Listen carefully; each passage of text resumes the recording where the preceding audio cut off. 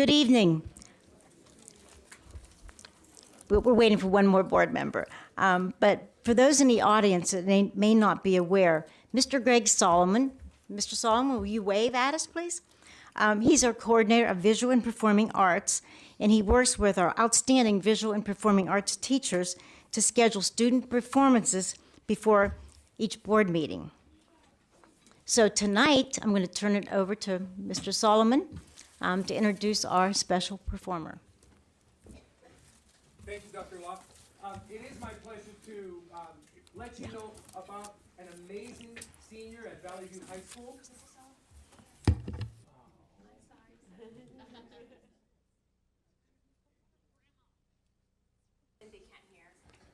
The people on TV won't hear. Okay. Well, for the people on TV, an amazing senior at Valley View High School, Mr. Daniel Casse, is a thespian who has been in the theater program at Valley View High School and participating in extracurricular theatrical events. The one that he is involved in currently is the August Wilson monologue competition. And this competition involves students from throughout Southern California. He is a finalist in the region of Southern California with 11 other students, 12 total. This is the 11th year of the competition. He'll be performing on February 25th at the Mark Taper Forum in Los Angeles, a monologue written by August Wilson. And the top two performers in that competition get an all-expense paid trip to Broadway to perform on stage at the August Wilson Theater. I would like to introduce him to you, and he's going to share a little bit about the competition, and then he'll do a part of the monologue for you. Mr. Daniel Casse. It's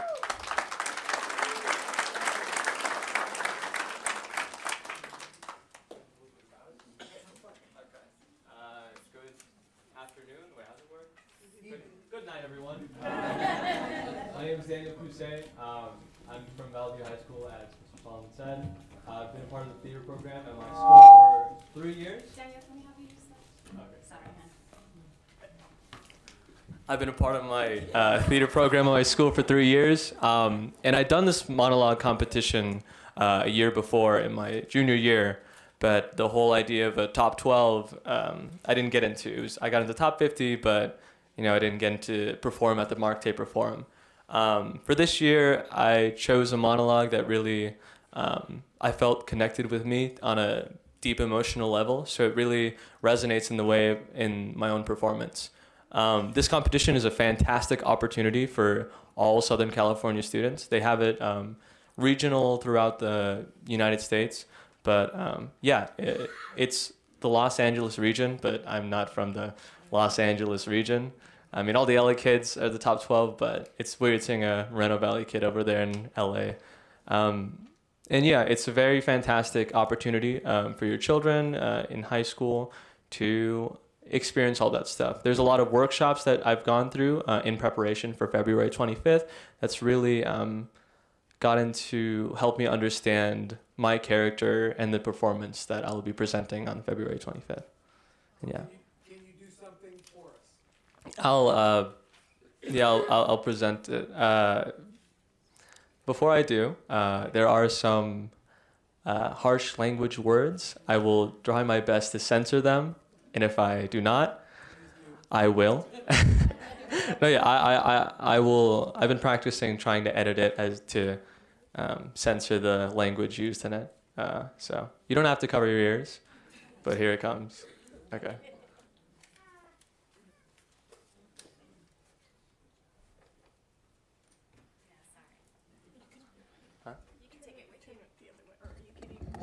I can hold it? Whoa.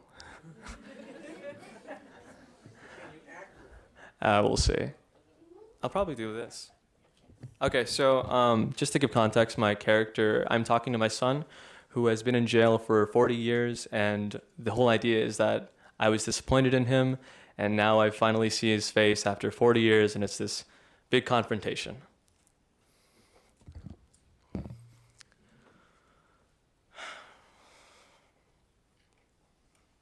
I kept seeing your face at your mother's funeral, how you just stood there and never shed a tear. stood there with a scowl on your face. And now you want to come in here and ridicule me because I didn't knock Mr. Rand. You want to know why? I'll tell you why.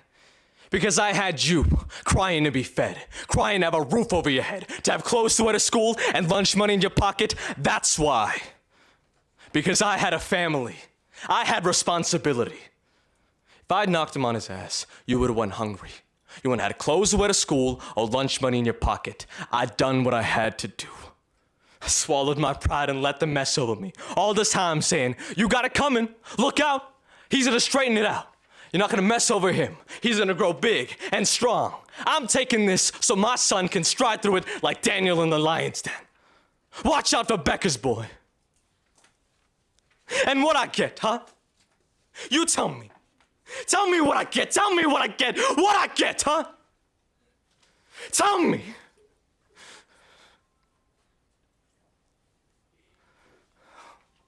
Stay away from me.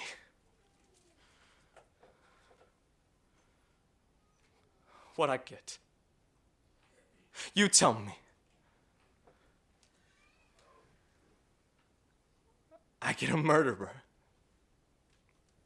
That's what. A murderer. And the way your mama loved you, you killed her. You know that? You a double murderer. That woman took sick the day that judge sentenced you, and she never walked, or said another word, or read another thing for 23 days. She just laid up in that room until she died. Now you tell me that ain't killing her. Tell me that ain't killing her! Thank you.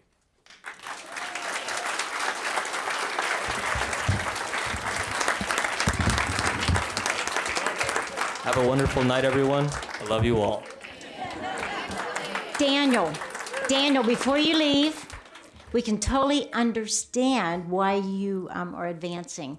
That was phenomenal. Now, is Mrs. Lopez his, okay, but will you tell her thank you? Tell your teacher thank you for what she does every day.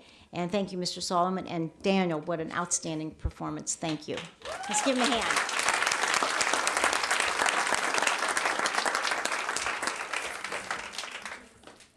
At this time, the Board of Education reconvened into open session at 7:08. Roll call, please.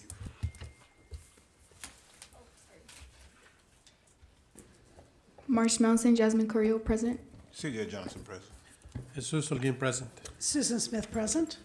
Daryl Peden, present. Marcia Locke, present. Martin Rex Kedzior, present. Robert Verdi, present. Susanna Lopez, present. Maribel Maddox, present. Early this evening, the Board of Education convened into closed session to discuss student discipline cases, public employment, employee employment and appointment, public employee discipline, dismissal, release, and non-reelex, conference with labor negotiator, conference with legal counsel, existing litigation, conference with legal counsel, anticipated litigation, and settlement claims. At this time, we have no action to report. Now, tonight we have the Pledge of Allegiance, and inspiration will be done by Jasmine Carrillo, Student Board Representative from March Mountain High School. Will everyone please stand? Please put your right hand over your heart. Ready, begin. I pledge allegiance to the flag of the United States of America and to the republic for which it stands, one nation, under God, indivisible, with liberty and justice for all. Please stay standing for my chosen quote. So my quote says, "The moment you give up is the moment you let someone else win." This quote, I chose this quote in inspiration and remembrance of Kobe Bryant. Please sit down. Thank you, Jasmine. Okay, we're going to move now to item F2, the amendment of dates of future board meetings. The 2020 board meeting dates were approved at the organizational meeting on December 17th, 2019. Upon further review of the meeting dates, it is deemed necessary to adjust the schedule for February 22 for a special study session to be held on February 25th, and June 2020 for a study session to be held on June 16th. Do I have a motion to approve the calendar as amended? So moved. Do I have a second? Roll call, please. Mr. Johnson? Aye. Mr. Holguin? Aye. Ms. Smith? Aye. Mr. Peeten? Aye. Dr. Locke? Aye. The motion passes 5-0. Now, at this time, Dr. Katsegor will provide the superintendent on district updates and informational reports. Just want to welcome everybody and thank you, Dr. Locke, and good evening. Thank you all for being here, and this gives us an opportunity, and I want you to know this is condensed. When this began, there were like 50 pages, and I think, how many did I get it down to, Claudia?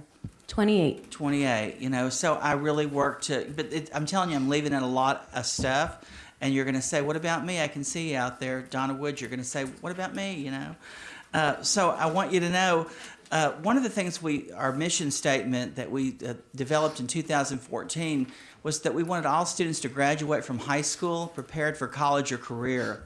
And in honor of Black History Month, I want to tell you that we're very proud that we've looked at this extensively as a school district.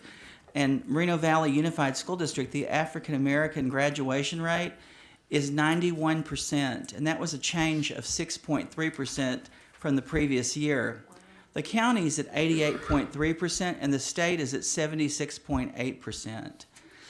I guess you can tell from what I just said that Moreno Valley exceeds the state and the county in African American graduation, but they also do that in other student groups too. But because it's Black History Month, I want to tell you that we really focus on supporting our African American students. I also want you to know that the graduation rate in 2016-17 for African Americans was 78%. That was the national data.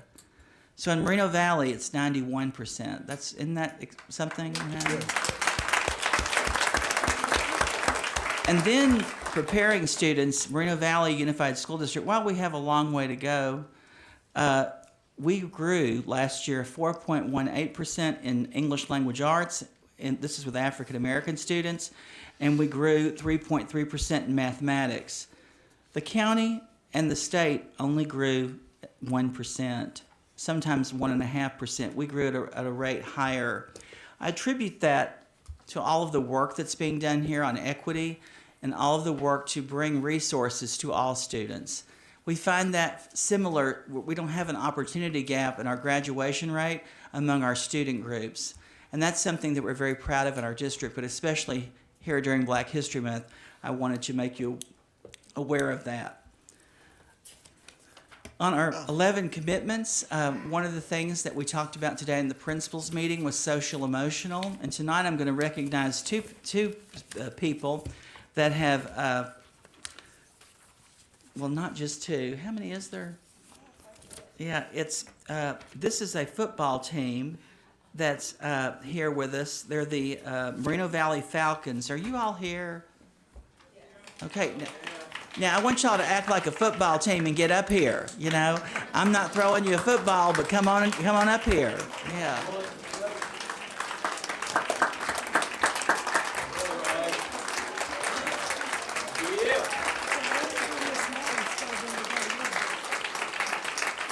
I think that's part of this presentation, but only that. Now, commitment number 10 is enhance community through action. It takes a village to raise a child. Band together with your parent group, staff, and students to take ownership of the goals of your school community. So the Moreno Valley Falcons that are here right now, you may not know this, but they went to the national championship in Florida. And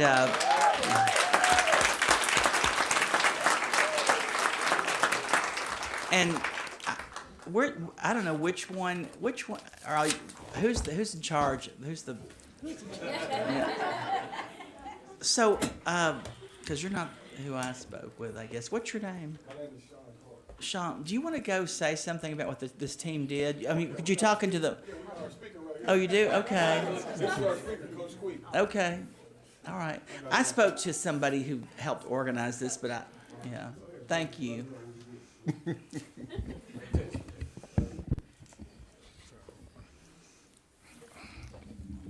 First, I want to say thank you to the city of Moreno Valley, the school district, our organization, the Moreno Valley Falcons, our parents, of course, our players, and everybody in the community who supported us on our journey to Florida to win our national championship. We want to say thank you, guys.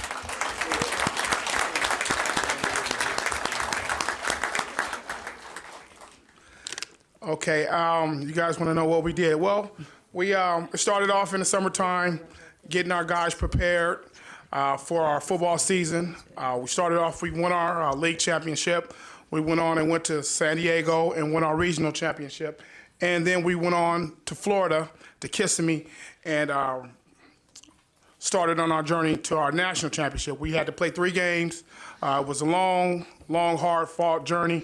Our boys got out there, they put everything on the line, and we made it happen. And we did it for Moreno Valley, and we brought the national championship home. So we just want to say thank you, guys. We appreciate it, and thank you, guys. We want to get a picture with y'all, and I think they're gonna just stand up back. Or I think you can see them though if they, yeah. Should we stand up? Yeah, you want to stand and move in? Yeah. Okay. This is a little not what we do, but this is what we're gonna do.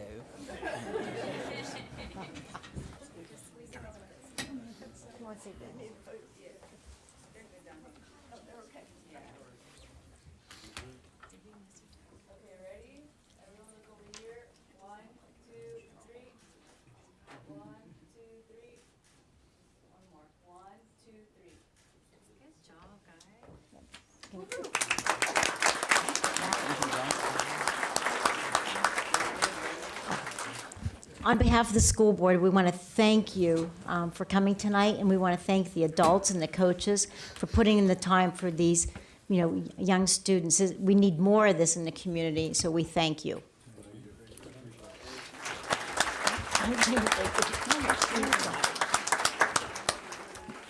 Thank you for coming this evening, and y'all give them another round of applause as they walk.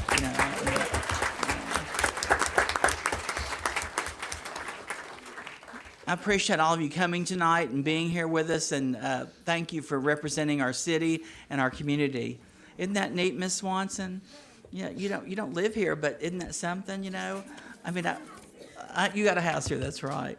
So I want Sherry Regal to come up here. Would you come on up, please? And Sherry, do you want to bring somebody with you? Sherry, do you want to bring somebody with you?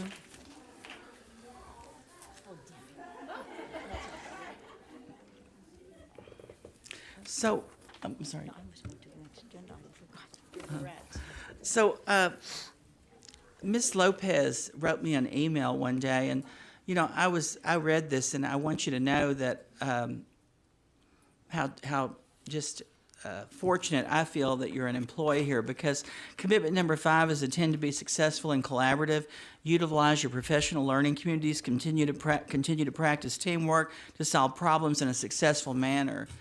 And Sherry, one of the things that you do is you receive requests and go through each detail to ensure that you're getting not only the best deal for the district, but ensuring that our employees, when they travel, have reasonable accommodations. And you worked out a situation where in this one situation, you provided a savings of almost $4,000 to the district because of your investigation and your relentless pursuit of the best deal. And you always take the time to check prices, you negotiate and research locations, and you could easily price things that come to your desk and just do them. Instead, you research and you explore. And I just want to thank you as the superintendent, as we always look for money for different reasons, how you are helping us do that, but also helping us discover that there are more efficient and effective ways to do things. And I can tell you myself, when I've been out of town with people, they will have a problem and they'll say, Dr. Kidzer, don't you have Sherry Regal's number? And I'm glad I do, because you're always there to support and help our employees. So I just want to thank you on behalf of Susanna Lopez. I don't know if you want to say anything, Susanna, but I appreciate you writing this to me. And do you want to? Just, every day Sherry will come over and she never takes anything for granted. Even if people have done research, she will make sure that she always gets the best prices for our district. But at the same time, always making sure that our employees are in safe locations. She will sometimes say, at this city, you don't want to stay in certain areas. And for her to be able to take the time to do that, I think is just greatly appreciated. So thank you. Sherry, I know that you, I only know this because of you share this with me, but you sang at church. But would you like to say something here tonight to the public or to the board? I mean, there's a microphone there, and I see you perform at church, and you're great, So would you like to say something? Good evening. Thank you very much. This is a nice honor. I do care about, obviously the kids first. And this may sound corny, but the reason why I go to the lengths that I do with the travel is because it's for the kids. I need the people that are going on these conferences to not be worried about, I can't check in or my flight's delayed. I need them to learn what they're learning, even if it just helps one kid. And so we're all here for the kids, and I appreciate that. And my inspiration is my mom, who's back there. She is actually retired from the district. She was an instructional assistant for 33 and a half years at Edgemont. Maribel was her boss at one point. And she would come home and tell all these great stories about the kids. And I thought, that's what I want to do. I want to take my degree and use it for education. So thank you. You should have your mom stand up, Yeah, come on, Mom. Oh.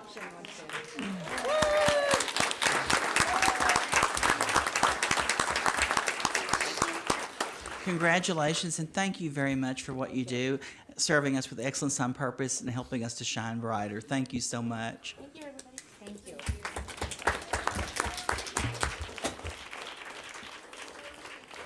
When I do the rest of the report, sometimes I don't mention this, and I think people know it, but the district and the principals and the school sites, many people know this, but we have 4 goals and 14 outcomes. And the first goal is about academics. The second goal, and I'm abbreviating them right now, the second goal is about graduation and the viable career path and being college and career ready. And the third goal is thriving in academic learning environments. And the fourth goal is partnerships.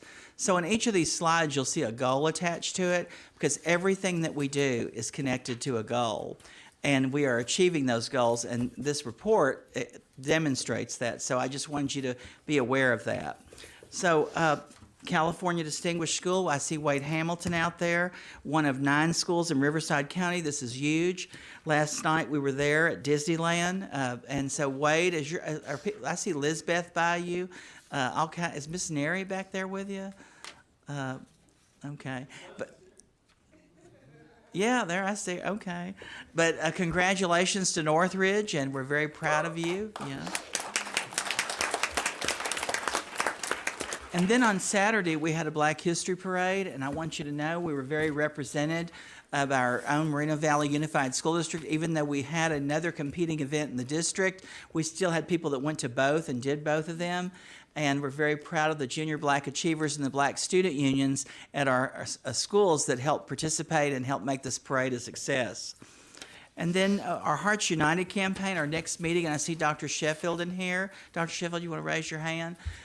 Is on March the 3rd, and this is where clergy and business and community come together to do Hearts United work and helping our students know that there are adults in our community that care. And so the next meeting is on March 3rd at 8:30, and if you'd like to join that, she'd be glad to talk to you this evening about being part of that. We also have the Freedom Riders program in our district. Many teachers have been trained. Right now we have a traveling exhibit called the Anne Frank exhibit. It's at Mountain View Middle School and goes to Vista Heights Middle School on March 13th. And one of the students from Landmark Middle School, Joseph Horowitz, was featured in the Freedom Riders podcast this week that you can download on your app. And you know how to do a podcast, y'all? How to find one? Some of y'all don't look sure, but somebody can help you. But it's one of our students on there, and it's being heard all over the nation. So we're very proud of that. And then we're proud of our History Day awards program. It was the biggest year we've ever had. Susan Young outdid herself and her team of people, Autumn Earl Rodriguez. And we had 59 silver winners and 100 gold winners that are going to the county. It's one of the largest events that we've had in the last 9 years. And we have more students coming from different schools and participating. And the Riverside County History Day is in Moreno Valley on March 14th on Saturday, and I hope you'll join us at Vista del Lago High School. We just had the Riverside County Academic Decathlon. This year there were 3 schools from our district that participated, 17 teams from local high schools, and Valley View had 2 teams there. And the teams are composed of 9 students with GPAs ranging from a 2.9 to a 4.0. And we're very proud of them for participating and being part of the Academic Decathlon. We hosted our 3rd annual honor choir. Greg Solomon, our visual performing arts coordinator, and I can tell you that when these students performed, it was amazing what happened and what's happened with them performing. People were mesmerized by their song and how they just showed everyone what an honor choir can do. Palm Middle School, their volleyball, we have middle school sports, and thank you, Miss Arcee. I see you sitting there. You help organize this.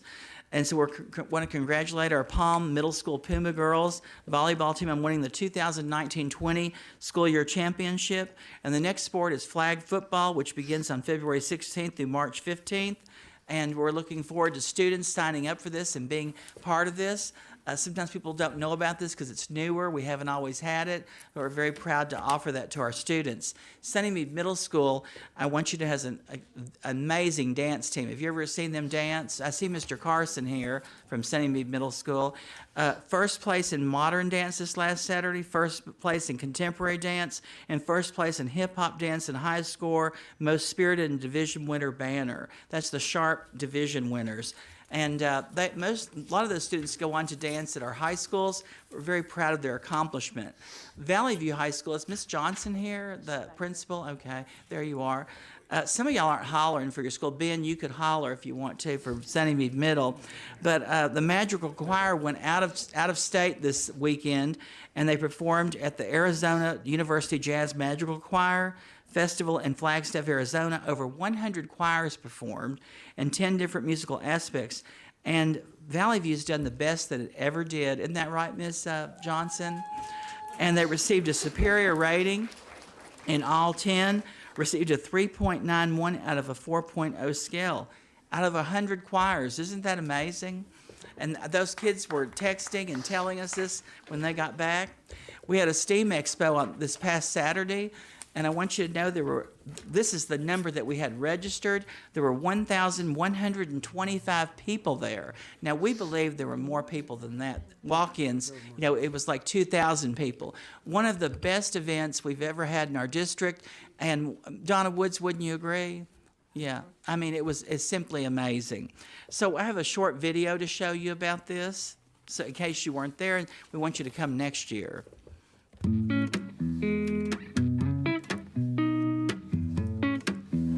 Good morning. Today we're at the STEAM Unity Expo that we have had now for 3 years. And our main purposes here today are to inspire our students for STEAM-related careers. Millions of jobs go unfilled across the nation because we don't have enough students or enough graduates to fill those jobs. And so we have 65 vendors here today, plus many of our schools are represented with booths, interactive for students to think about coding, robotics, everything related to the STEAM fields. The most interesting thing I saw is when there's a little tablet screen in the hallway and you get to play a little air hockey game. So we're excited to see what our students will do in the future, and hopefully that inspiration will start here.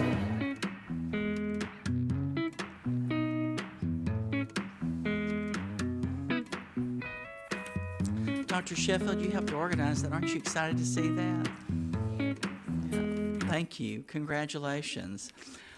Is Miss Brown here? I see you back there. Sometimes y'all don't look up when I say your name, but Moreno Valley High School, Mrs. Brown is changing the way that things happen at Moreno Valley High School. It's going to be the School of Arts and Innovation. And so for the first time, she has a robotics team there. And they finished second overall in this past Sunday's competition. Isn't that right, Ms. Brown? And they're moving on to Monrovia. And they received third place in innovation, including coding for autonomous operation, and they won the design award. I mean, this is their first year to do this. That's impressive. I hope you'll take advantage of our dual immersion programs that we have. There's flyers back there, and we have open houses, and we have DLI meetings. We call them dual immersion meetings. We're now in 6 elementary schools and three middle schools? Yeah, Mountain View, Badger Springs, and Sunny Mead. And so we continue to expand that program. And so I hope if you're interested in that, you'll come to one of those meetings. The State of the District is on February the 20th. There's a reception at 5 and the program's at 6. And last year people said it went too long. I don't think it can be long enough. But we're gonna try and get done by 7:30. I've been told if I had one more thing that we'll go over. But we're gonna work on it. We're trying to make it the best it can be. We have our 8th annual Moreno Valley Unified School District Reading Festival on February 29th at the mall. It starts at 9:15 and the festival ends at 3:10. Every school and elementary is recognized. That day there will also be, right, Miss Arcee, a CTE fair. What? College and Career Fair, excuse me. And you're organizing that, right? And UCLA's coming, that's right. Big deal. So it's at the mall, and you all are to be there because it's going to be something for everybody this year. And I hope you'll join us. And that's huge. Thank you, Ms. Arcee. And then we have our principal for a day. So if you're interested as a community member in being a principal for a day, Anna E. Velasco right there. Raise your hand, Anna E. She would be excited to sign you up. We're looking for people on Wednesday, March 4th, and you'd work, a half a day being a principal, and then we'd come here and have a community meeting to talk about your experience because it's a flex day, it's a short day. But we're still looking for people, so if you're interested in that, like from Tilden Coyle, you might want to do that. So Anna E., wave your hand so she can see you. Yeah. And then I want y'all to know kindergarten registration. You can't start too soon for the next year. And so we have Dr. Sheffield's in charge of that. Wave your hand, Dr. Sheffield. And we have pre-registration packets. We want students to get registered as soon as possible. And she's looking forward to seeing you at the registration center. And then we're excited about Sunny Mead Middle School because we're going to start doing some modernization of the classrooms there, but we're also adding a new multi-purpose room. It's going to be a 10,000 square foot approximately multi-purpose room with a new food service building. It repurposed the existing NPR into a visual performing arts building, and the design is in progress. But it'll give a whole new look to Sunny Mead Middle School, and the board was really emphatic about doing something there because it's a combination elementary and middle school that was made a middle school, and so there are some features in it that need to happen, and we're excited to be able to do that. Thank you, Susanna, and your team, and Sammer for doing that. And then I want you to know it is Black History Month, and if you want to join us this Thursday, February 13th at the Moreno Valley Conference Center, we have a huge celebration, guest speaker Dr. Calvin Mackey, and it's to really demonstrate how proud we are of our African American parents and community. So I hope you'll come join us. We do that for different student groups, and this is for Black History Month, and we're very proud of this. It's an exciting event. And so I want to say that this is a quote by Harriet Tubman. Every great dream begins with a dreamer. Always remember you have within you the strength, the patience, and the passion to reach for the stars, to change the world. And if you ever get to see that movie Harriet or go on Footsteps to Freedom, I want you to know that having seen where she went and what she did, she truly inspires me because I didn't realize how much she did until I went on the Footsteps to Freedom trip and re-traveled and traced those steps that she took. And then, okay, Dr. Katsiora, can we have a slide? Oh, okay, thank you, slide 28. I'm taking over. We are very proud, to announce that our superintendent was named the Citizen of the Year for Moreno Valley Chamber of Commerce.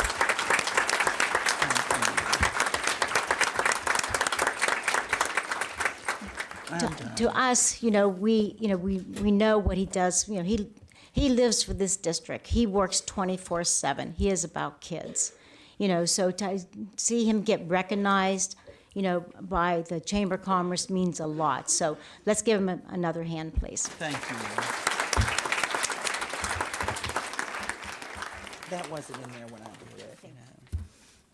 I've always wanted to take over for him, but Anyhow, now we're going on to the high school student board representatives will give their school reports at this time. Will the student board representative from Bridges Learning Center please come up?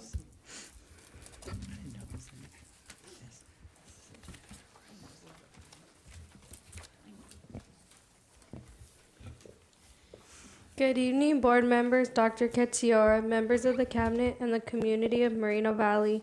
My name is Evangelina Negretti, and I am pleased to announce to you all of the Titan Pride activities that are happening at Bridges Learning Center. Bridges is extremely pleased to continually host our orientations and recruitments for future Titans. Our campus is continually open to new students from throughout the district, and we have so many new faces as we begin term 3. Our Black Student Union Club has been busy making posters to be displayed on campus for our Black History Month.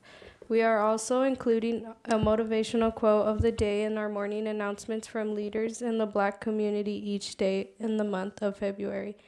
We wanted to extend the motivational quotes by creating a quote quilt.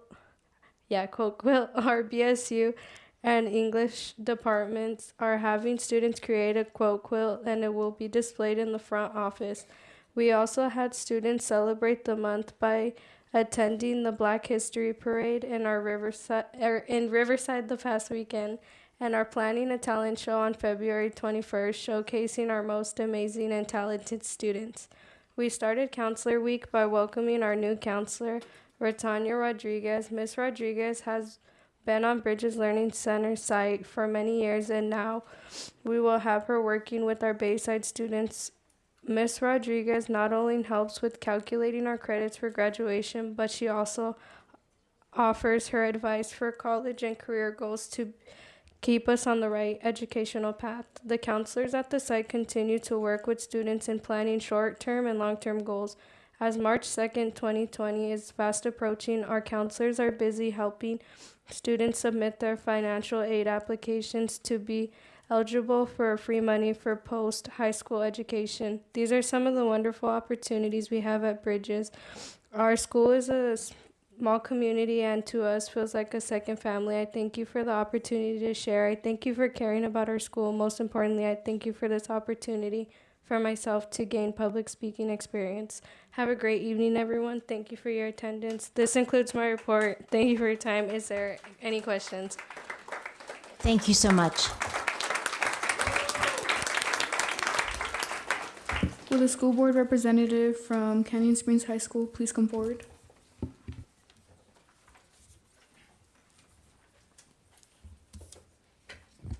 Good evening, board members, Dr. Ketziora, cabinet, and the community of Moreno Valley. My name is Ethan De La Rosa, and I am honored to announce the great things happening at Canyon Springs. So we just finished recognizing our incredible counselors from last week. They were treated to a catered lunch and a poster depicting them as characters from The Incredibles. We are also very happy to celebrate our own Michelle Gomez, who was selected as the District Counselor of the Year and is a semifinalist for Riverside County Counselor of the Year. She also had the honor of moderating the keynote speaker at the counselor meeting for Riverside County last week. In honor of Black History Month, our Black Student Union has been featuring a spotlight in the morning announcements of figures in Black history, along with making inspirational posters, which are found around campus. There's also a lunch activity planned featuring West African dance traditions. The evening of February 26th, we are hosting an evening event entitled Celebrating Black Excellence, Past, Present, and Future. Winter sports wrapped up regular season play last week. Our girls water polo team took first place in league and earlier today played in their first CIF playoff game, along with members of our wrestling team moving on to the Masters tournament. We are wishing all of our athletes good luck in their postseason play. Spring sports begin their season next week, and we are looking forward to recognizing them at our spring assembly at the end of the month. Outside of athletics, we've had a number of groups competing. Business Academy was in Bakersfield with 3 of the groups placing in their respective areas. 6 of our History Day projects are moving on to the Riverside County competition, and 100% of our projects moved from district to county competition. Last month, a group of our cybersecurity students served as volunteers at the NICE, which stands for National Innovative for Cybersecurity Education K-12 conference. In addition to helping out in conference rooms and large group sessions, one of our students, Darren Manalo, was on a student panel to discuss cybersecurity education from the perspective of students. He represented Canyon with poise and thoughtfulness. All of the students did a wonderful job and had the chance to hear from experts in the field. This is a great example of real-life experiences gained through this academic pathway. Tomorrow, we are hosting 700 students in the class of 2024 at our annual high school preview day. Our new Cougars will make their way through the day, getting a glimpse of what high school is like at Canyon Springs. This is a large event that wouldn't be possible without the collaboration between Canyon Springs and our 2 feeder schools, Palm Middle School and Vista Heights Middle School. We thank all the staff involved in the planning of and participating in the day. This concludes my report. Thank you for your time. Are there any questions? Thank you so much.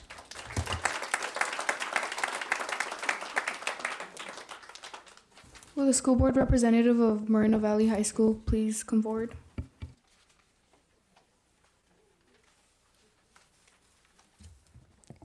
Good evening, school board members, Dr. Kitsiora, cabinet, and the community of Moreno Valley.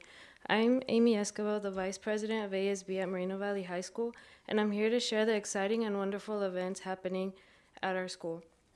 February is proudly and widely known as Black History Month throughout the world. At Moreno Valley High School, it's a very special time to celebrate the legacy that has been left by the ancestors of our students. A special thank you to our wonderful Coach Nelson and the BSU students who work to create amazing activities and spirit days to beautifully represent the African American culture. Every Monday in February during lunch, Coach Nelson and a few students play music in the quad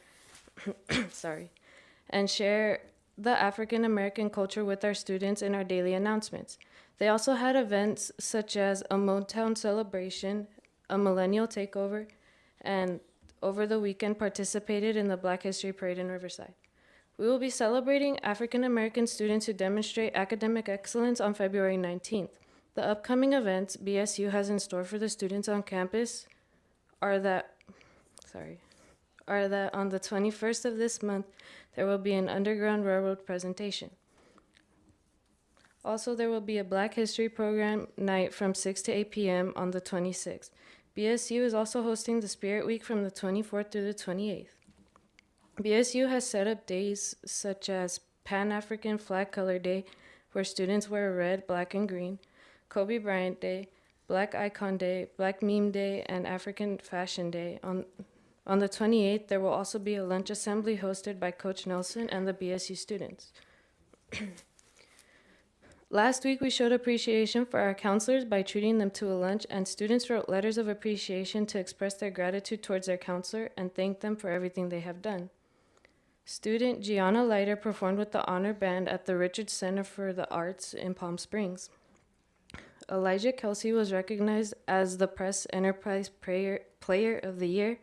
Sofia Yepes was recognized for completing 100 hours of community service, and Chris Garcia received a full-ride athletic scholarship for a total of $44,000 per year. ASB has held its first ever winter formal off-campus at the Moreno Valley Conference and Recreational Center. Our winter formal was Tim Burton themed, and it was titled The Pumpkin King's Ball. There we crowned our winter formal queen, Melissa Aguirre Laris, ate tacos, and danced the night away. Choir hosted a Valentine's Day dinner on the 7th, where students and teachers performed. Our sports have been doing an amazing job representing the Moreno Valley High Vikings. Girls soccer, girls water polo, girls basketball, and girls and boys wrestling will be competing in CIF playoffs this week. Many more have already had their senior nights, where they said goodbye to their senior teammates as others watched them compete one last time as a Viking. This concludes my report. Thank you for their time. Are there any questions? Thank you.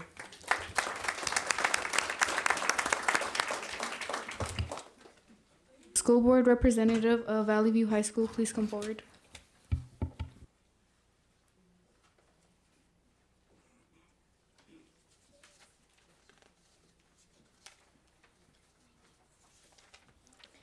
Good evening, Superintendent Dr. Kitziora, Board of Education, and community of Moreno Valley. My name is Savannah Bates, and I'm honored to be serving as a student body president and the school board representative. I am excited to be here with you tonight to highlight all the amazing activities the Eagles have been participating at our campus and around the community of Moreno Valley. In observance of Black History Month, Mr. Raymond DeLone from our African American Parent Advisory sponsored our second annual Black History celebration. The program began with a video on when Black History Month observance first began. We then viewed a video or flashback to the time when Robert Kennedy announced Dr. Martin Luther King's assassination. The program highlighted periods in Black history up to the presidency of President Obama. The keynote speaker for the evening was Mr. James Harris, author of the Green Book. His talk centered around Sundown Towns, a book on guide that was important to the African Americans as they traveled in and throughout the United States, and specifically cities in California. It was a guide for African Americans to use when they traveled, telling them which cities they could stop in and get gas, use the restroom, and hotels or homes they could stay in. Following this lecture were dances, a gospel rapper, and even giveaways for the audience. We truly appreciate our parents sharing their stories with us. It was not only exciting, but they were very educational. On February 21st, Valley View will also be showcasing our Black Student Union and their talents, which will include poetry, singing, and dancing, and also feature our BSU step team. We will also host a dinner and award program honoring Black student achievement and their families. Over 500 African American students will be acknowledged who have achieved a 3.0 grade point average and higher. Counselors Week. Last week, we honored our counselors by having a heart attack. We decorated each of our counselors' offices with hearts as a way of showing how much we love them. We also had a breakfast and lunch in honor of the day. Valley View Athletics. Boys basketball finished third in league, sweeping the 2 games from North. The boys will continue in the CIF playoffs starting Wednesday at 7 p.m. at Patriot High School. Girls basketball finished first with a 10-0 record in league and 26-2 overall. The girls earned a bye in the first round and will start CIF play Saturday at 7 p.m. in the Valley View gym. Cheer finished third in regional tournament and qualified for the USA Nationals in Anaheim this month.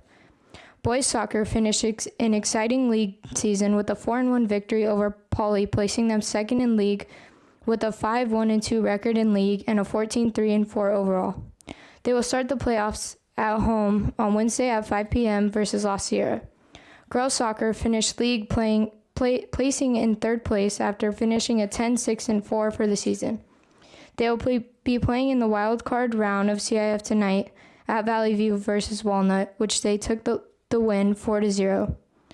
After the win with the girls, will play Thursday at Hemet at 3 or 5 p.m. Girls water polo finished league play in third place with an exciting win over Lakeside in the league tournament. The girls will start CIF play in San Juan Hills on Tuesday, 2/11 at 5 p.m. Boys wrestling qualified for Team CIF for the second straight year and will send 9 boys to the CIF tournament at Carter High School, including 2 league champions. 195 powered Jason Trujillo and HWT Diego Liners. Girls wrestling also qualified 9 wrestlers for CIF for the first time, including league champion Sky Sanchez. This concludes my report. Thank you for your time. Are there any questions? Thank you. Thank you. Will the school board representative of Vista del Lago High School please come forward?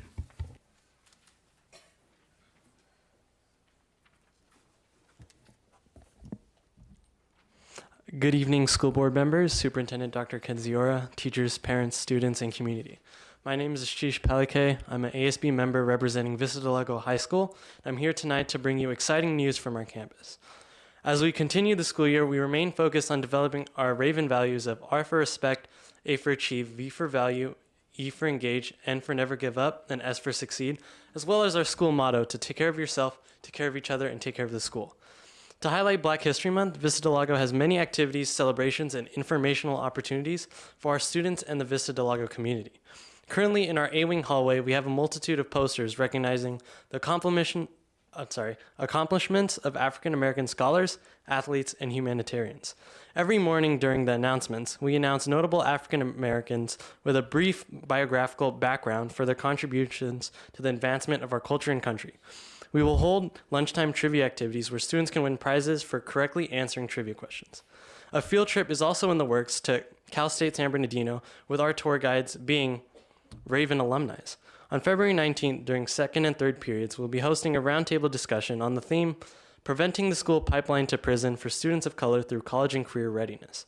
There will be representatives from the Department of Justice, county officials, legal professionals, and community liaisons and partners participating in this discussion. We would also like to congratulate Lanaya Melendez, as she was an MLK essay winner through Moreno Valley College and received a scholarship and was recognized at the MLK breakfast ceremony on January 17th. To recognize our wonderful, hardworking counseling team, we started off by having students write words of appreciation on cutout hearts that were displayed all over their offices on Friday after school to surprise them on Monday. We created counselor survival packs that included specialty treats, and snacks to help them get through their day. We decorated their doors designed to capture the individual contributions each counselor brings to the team.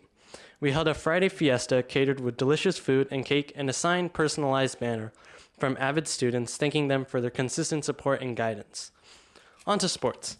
We would like to once again congratulate our football team, as we were recently informed that 7 of our players received first-team All-CIF honors. Most notably, our defensive end, Ryan Lawton, received Defensive Player of the Year for the entire division.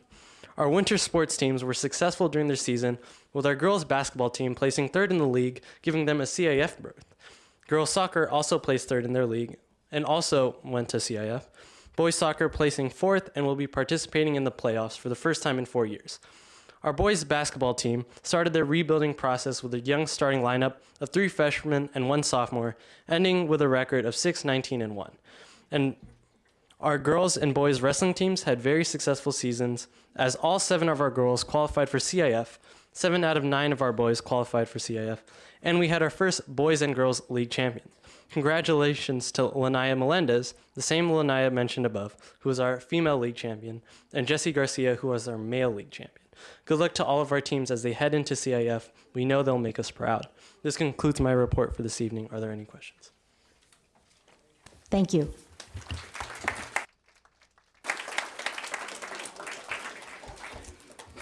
March Mountain Jasmine. I will now present my school report. Welcome, school board, Dr. Kitiora, parents, and community. My name is Jasmine Carrillo, and my partner's name is Ruby Alvarez. We are March Mountain, March Valley School representatives. I would like to mention a few things that happened or will happen at March Mountain to celebrate Black History Month. Martin Luther King was all about nonviolence and kindness. I think that was it.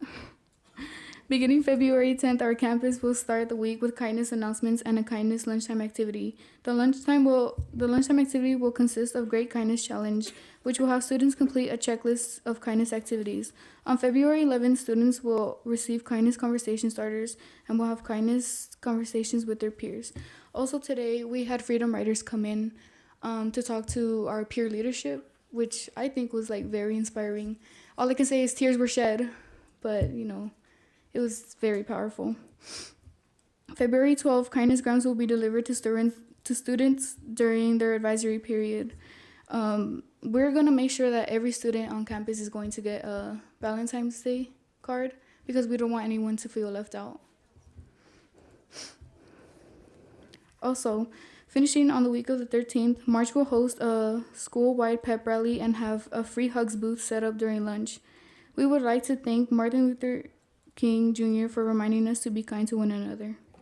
The guidance department has been busy this past month. January 22, students had another opportunity to sign up for a FAFSA workshop. The same day, during the advisory period, students were updated with their credits goals and reviewed their transcripts. January 23, March hosted a middle college presentation for students who want the opportunity to get ahead on their future plans. The 31st of January, seniors went to Moreno Valley College for the annual senior day.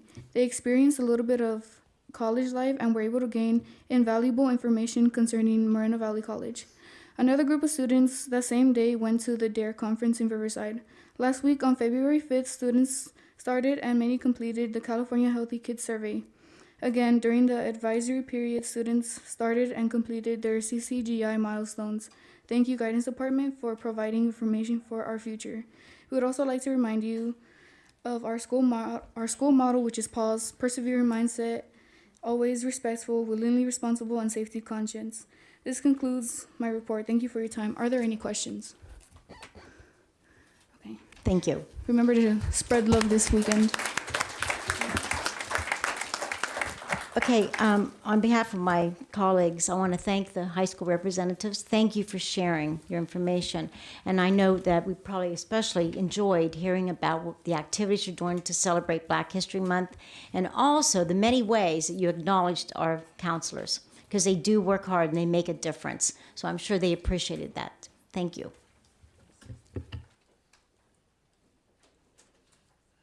Allowed to go.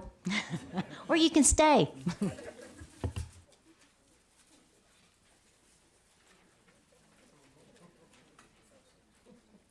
Okay, now we're going to move to F5A. I'm sorry, let me start over. Item F5A, resolution number 2019-20-49, Black History Month, February 2020. Now, therefore, be it resolved that the Moreno Board of Education of Moreno Valley Unified School District proclaims February 2020 as Black History Month and encourages all staff, students, parents, and community members to commemorate the occasion. Do I have a motion to approve this resolution? I move to approve Resolution 2019-2049 as presented. Do I have a second? I'll second that. Roll call. Mr. Johnson? Aye. Mr. Holguin? Aye. Ms. Smith? Aye. Mr. Peden? Aye. Dr. Locke? Aye. Motion passes 5-0. Item F5B, resolution number 2019-20-50, Career and Technical Education Month, February 2020. Now, therefore, the Board of Education of Moreno Valley Unified School District do hereby proclaim February 2020 as Career and Technical Education Month in Moreno Valley, California, and urge all citizens to become familiar with the services and benefits offered by the career and technical education programs in this community, and to support and participate in these programs to enhance their individual work skills and productivity. Do I have a motion to approve? So moved. Second? I'll second that. Roll call. Mr. Johnson? Aye. Mr. Holguin? Aye. Ms. Smith? Aye. Mr. Peden? Aye. Dr. Locke? Aye. Motion passes 5-0. Moving to item F5C, resolution number 2019-20-53, adopting the official proclamation for National School Breakfast Month. The Board of Education of Moreno Valley Unified School District acknowledges that nutrition is an essential part in the education of children by adopting Resolution 2019-20-53, adopting the official proclamation for National School Breakfast Week, March 2nd through 6th, 2020. Do I have a motion to approve? So moved. I'll second that. Roll call. Mr. Johnson? Aye. Mr. Holguin? Aye. Ms. Smith? Aye. Mr. Peden? Aye. Dr. Locke? Aye. Motion passes 5-0. Now we'll go down to present the resolutions and recognitions. We sure can. Because there's so many people here, and I just think it. Okay. We're going to start with recognitions and then do the resolutions.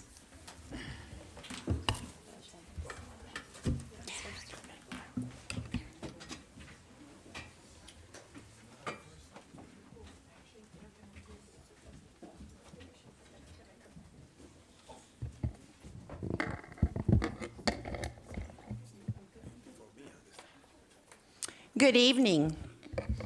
It is my honor and pleasure this evening to announce our recognitions, staff and students.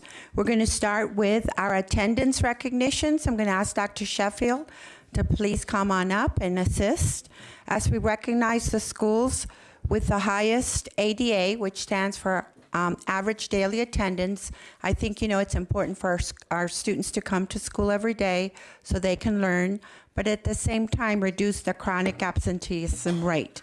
So when I call your school, anyone from that school can come on up because it's important This is a team effort of the staff and also of the parents and the students.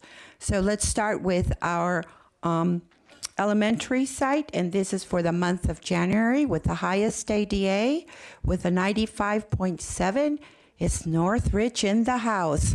Mr. Hamilton, all of Northridge, please come on up.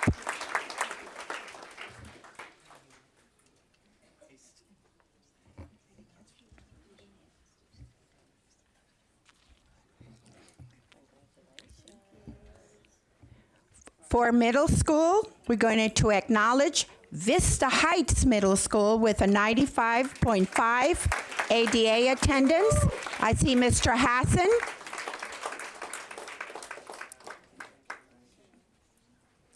And then for our high school, we have Valley View High School with a 95.4 ADA. Valley View, please come on up.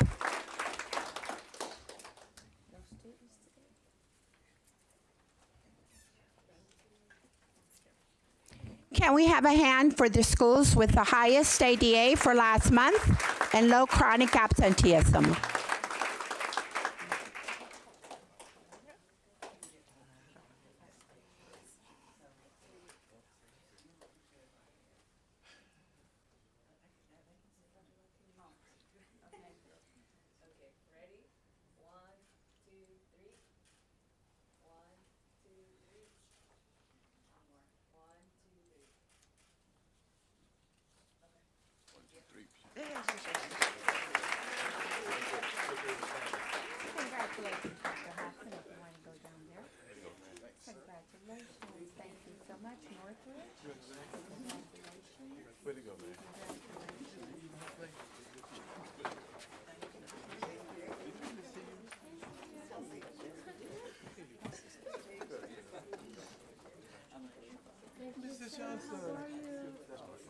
That's why I had to use that.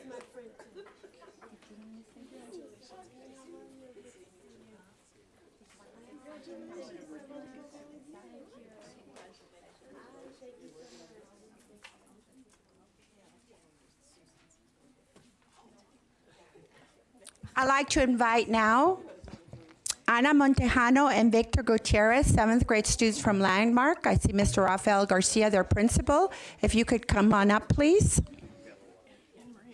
Yes, I see that. Also, I'm going to invite Mr. and Mrs. Swanson, our community partners. And also their parents can please come on up with them. You're invited to please come on up also.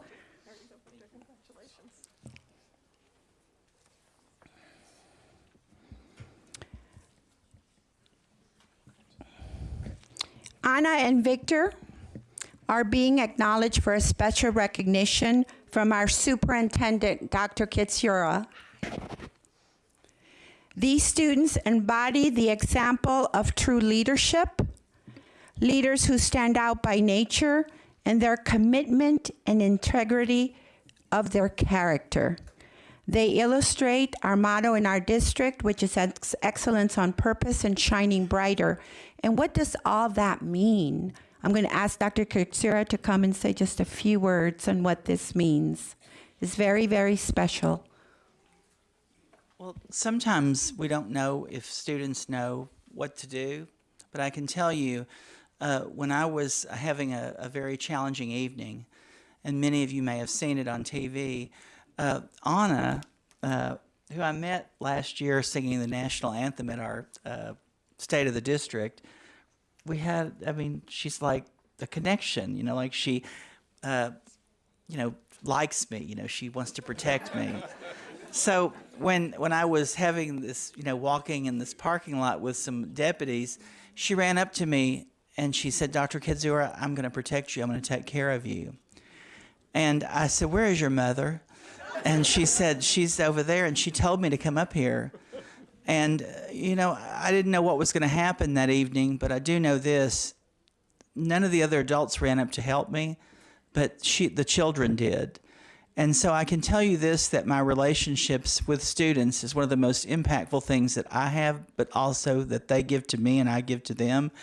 And she just, ever since then, you know, she when some people were saying he can protect his daughter, but she said, I can be your daughter, you know, and you know, she's just amazing young lady. And then Victor, you know, when I was in the lounge, I was locked inside the building for a couple of hours. He asked the police to let him in and to check on me. He wanted to make sure I was all right. So I want to say that students really do know how to take care of each other and support people.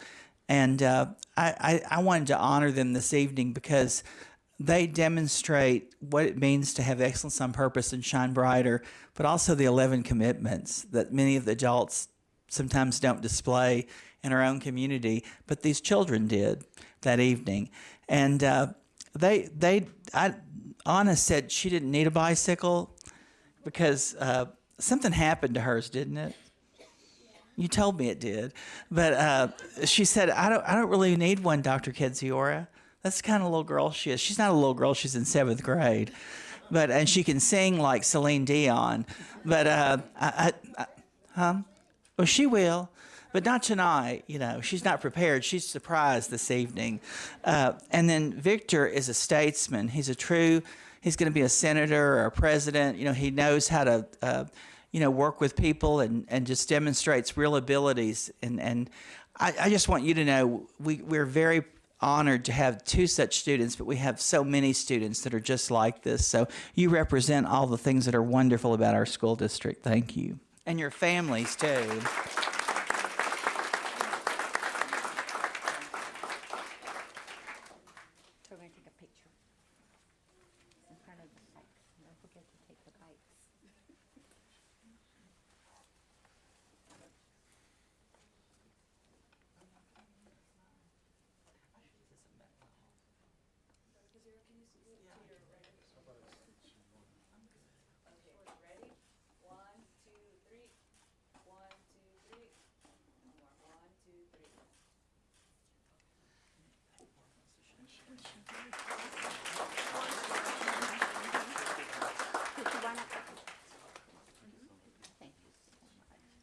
Adam and Maria Swanson are community partners. They work for Horace Mann, and they donate bicycles over and over to kids in our community. Can we give them a round of applause?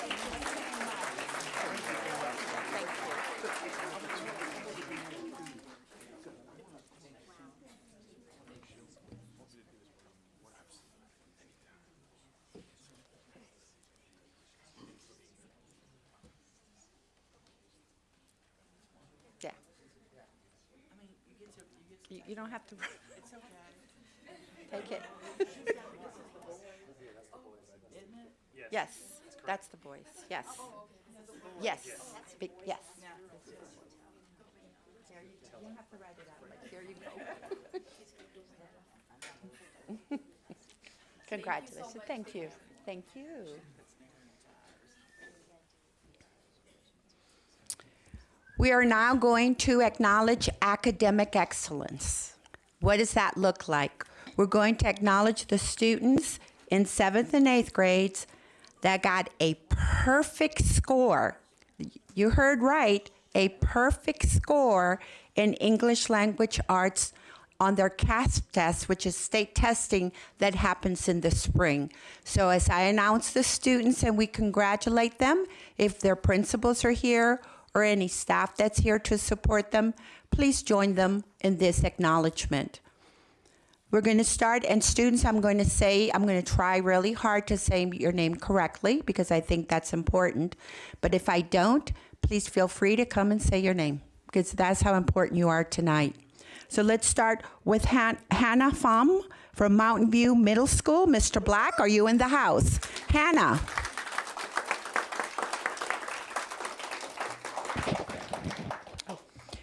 Ashley Lomeli Rivera from Vista Heights. Ashley. Mr. Hassan.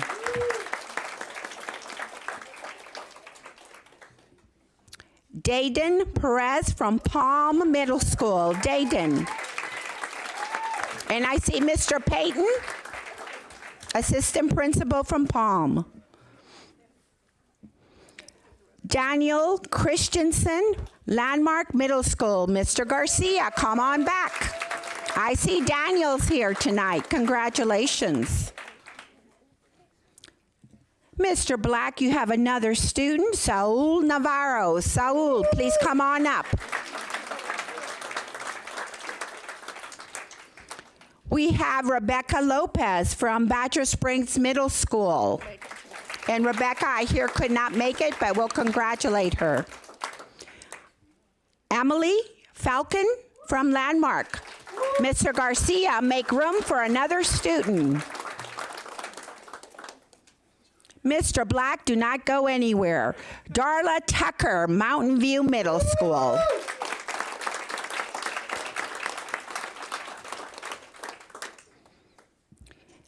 Alice Dos Santos, Vista Heights Middle School.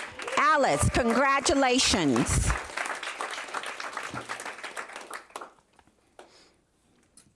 Crystal Garcia, Sunnymead Middle. Crystal. Ella Parsons, Vista Heights Middle School. Ella. Mr. Hassan, welcome her. Shayna Ashley from Palm Middle School. Shayna.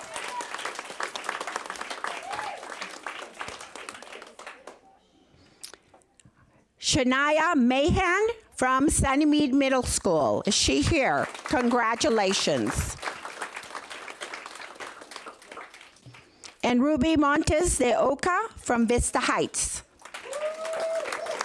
Ruby, congratulations. Can we have a hand? And these students got a perfect score in ELA. That is so awesome and hard.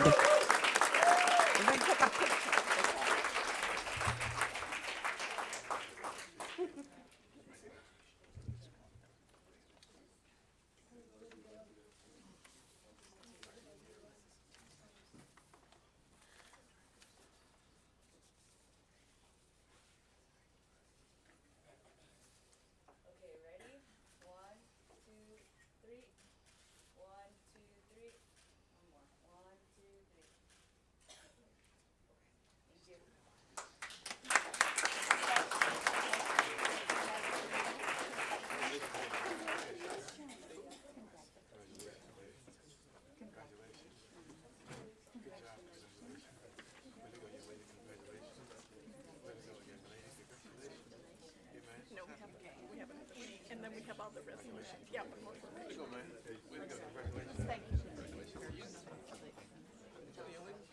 Thank you. Romance, okay.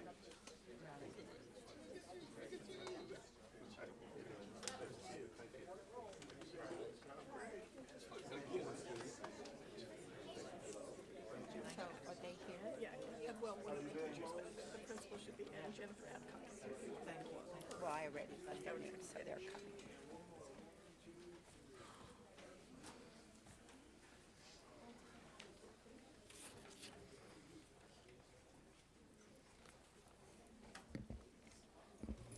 We now would like to acknowledge our state's preschool for receiving the highest rating possible as far as their program components and how they run the preschool. So I'm going to ask, I see Carol Boynhell, the director, Jennifer Adcock, the principal of Early Childhood and Learning. We'd like to welcome from RCOE, Joanne Lauer, executive director of Early Care and Education, and Jennifer Beggs, coordinator for Early Care and Education. If you can join us, and then I'll have you speak. Okay. And I want to acknowledge the teachers of the program because it's the teachers that really do the day in and day out work. So if Thelma Sanchez is here, Thelma from Serrano, and Darlene Quintana from Serrano also, if they're here, we'd like to also welcome.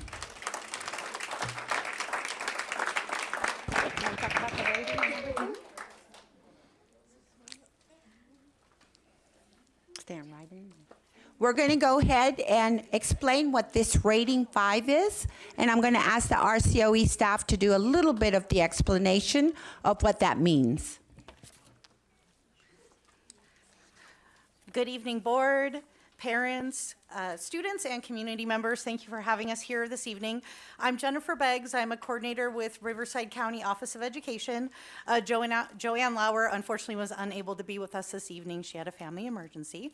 But also we have Michelle Carrasco from First Five Riverside, who is a Quality Start coach, and Jill Johnson from Riverside County Office of Education is our resource and referral coordinator.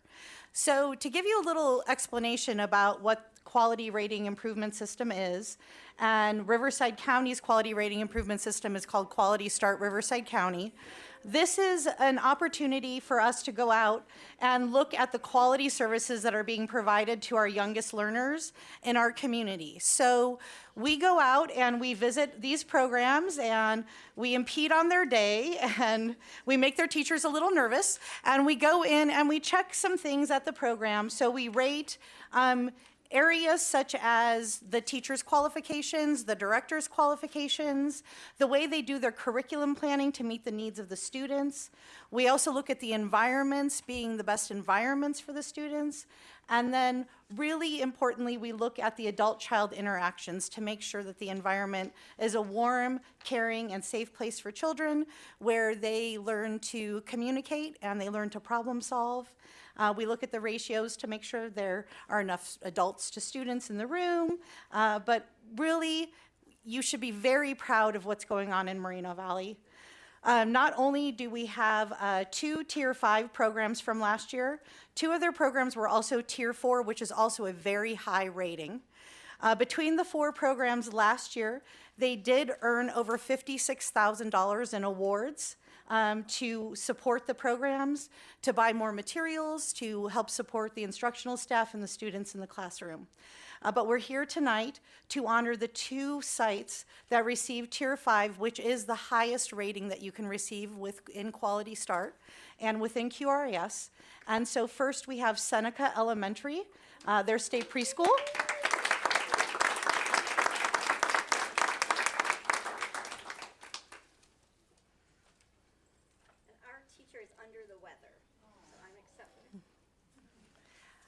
And then we have Serrano Elementary, also their state preschool.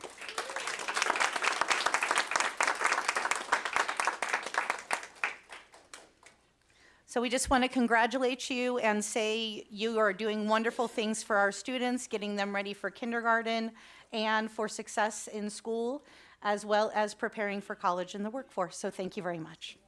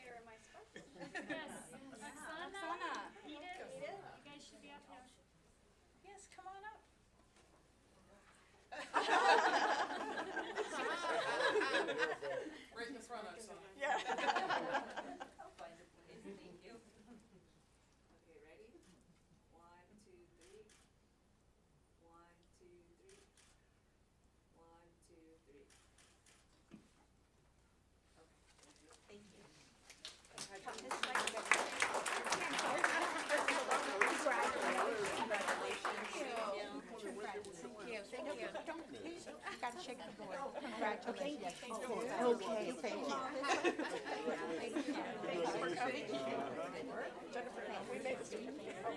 Thank you for your work.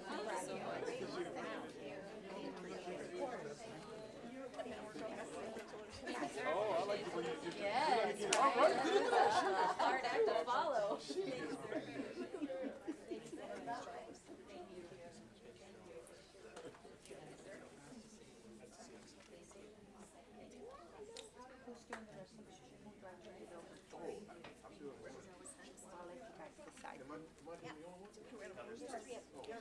Can we have a hand for our staff and student recognitions for tonight? Thank you.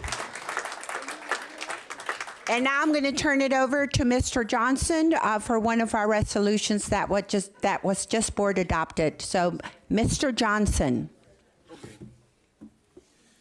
Oh, you gonna move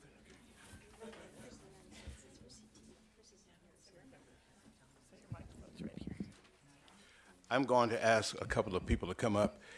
So don't rush, because I've got a few things to say before you, by the time you get up here. Kimberly Taylor. Did I see her? No. Oh, there she is back there. I didn't see her. And then Kalia Hudson. Oh, they're both sitting together. Take your time, take your time, take your time. While they're coming, I was reading the agenda at my house earlier today, and I thought of something. I thought about how old I'm getting. Seriously, because I'm going to tell you something, and you're going to say, well, who is that? I was thinking about, Black history, and what can I say about Black history? So I'm going to couple that with their presentation. I was in, I had to write this down so I make sure I follow it. But I was in Florida, and I had just gotten there from overseas, and I was at a gas station on the base. And I was getting my gas, and this sports car pulls up right next to me. And so I could see the guy. So here's this big, tall, black guy get out of this little small sports car. And I'm wondering, who is that? And then when he got out and I could see his dress, I saw 4 stars on his shoulder. I had never in my life seen a 4-star before. This guy, does anybody know who I'm talking about? Chappie James? I had heard about a Chappie James, but I had never seen a Chappie James. I was so scared. I didn't know what to do. So the guy, all he did, he just smiled at me, and then I remembered I needed to salute him, even though we were getting gas. But the reason I brought that up is because, sometimes we always tell people in the military, thank you for your service, thank you for your service. But some of the things, sometimes we don't really realize some of the people that we have serving in the services. I was in the service myself, but like I said, when I saw this guy, I've never seen him since. I've never seen anybody with 4 stars. Now, I've seen guys with 2, but I've never seen anybody with 4. But I bring that up is because I thought I would do some research to find out, well, we must have at least 20 people with 4 stars now in the military. No, we don't. There's only 10 people in the entire military with 4 stars. You know why? Because people are not going in the military anymore. I'm not pushing military, but I'm just letting you know. So when you see that number dwindle down and you're wondering why, it's because no one's going in, or if they're going in, they're not staying. But I just thought I'd tell y'all that. It doesn't mean anything, but it's Black history.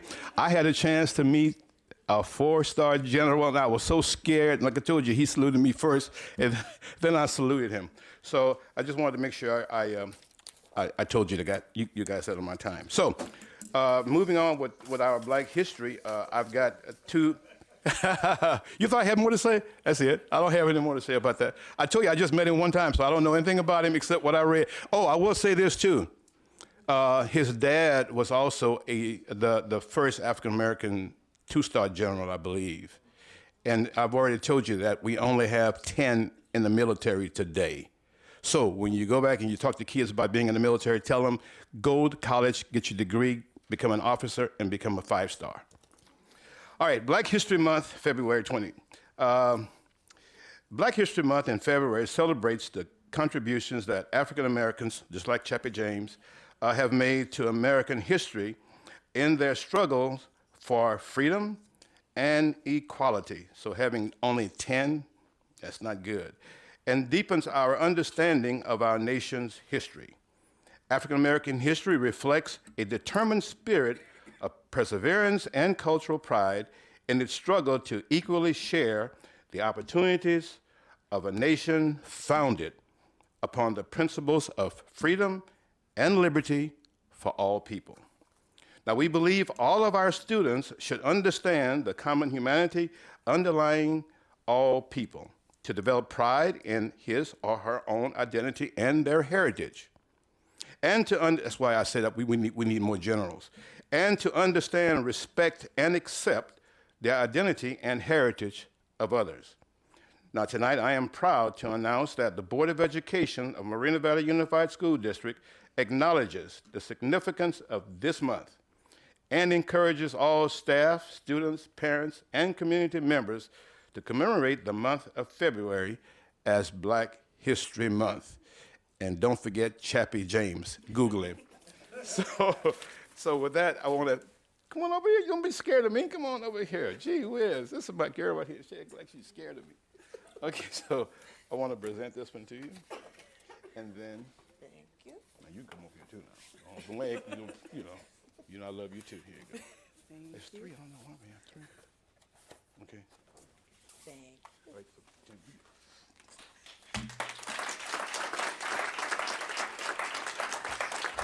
We would like to thank the Moreno Valley Unified School District Board, Dr. Keziora, and the cabinet for just taking time out to stress the importance of Black history, because it's not just for African American people, but Black history is American history, and we do need to take the time out to teach that to all of our students. So thank you again, and we appreciate it.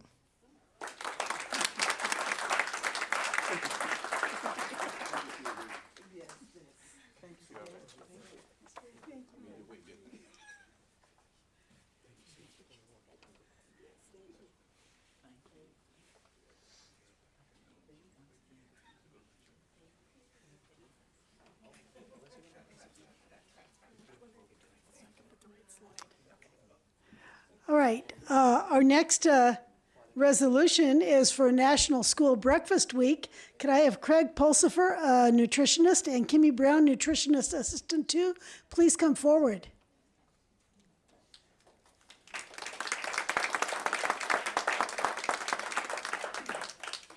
Thank you. The school breakfast program is dedicated to the health and well-being of all children and has served our nation since it was established. Since its creation, the number of students served by the program has quadrupled, and school cafeterias now serve nearly 5 billion lunches annually. Offering breakfast as part of the school day improves children's diets, builds healthy lifelong eating habits, and allows students to begin their day focused and ready to learn. We are grateful for all food service professionals, school administrators, community members, and parents who go above and beyond to ensure all children are able to focus on their education and development instead of worrying about their next lunch. I'm very proud to announce that the Board of Education of the Moreno Valley Unified School District proclaims the week of March 2nd to 6th, 2020 as National School Breakfast Week and encourages all residents to become aware and concerned about their children's and their own nutrition habits in hope of achieving a more healthful citizenry for today and for the future. Thank you for all that you do for our kids. Would you like to say a few words? Sure. All right. On behalf of Nutrition Services, we are very appreciative of this resolution and would like to thank Dr. Keziora and our board up here because this is going to make a huge impact for us, Nutrition Services, but also more importantly for all of our students. Now, for me, not just being a dietitian, but especially being a father, this is a huge thing because breakfast is so important for the success of our students. Being well-fed is important for the success of all the things that they accomplish, but especially breakfast because it not only fuels their bodies, but it also fuels their minds, and it gets them geared up to learn. Okay, and by doing that, that's what's going to give them the most success. And we're all here for our students. We're all here for our kids, and we want to do whatever we can to help them succeed. And breakfast, a healthy breakfast, is just one of the things in that toolkit. So I can't express how important it is to get our students fed and get them ready to learn so that we can hand it over to our teachers who do an amazing job and let them finish it off the rest of our day.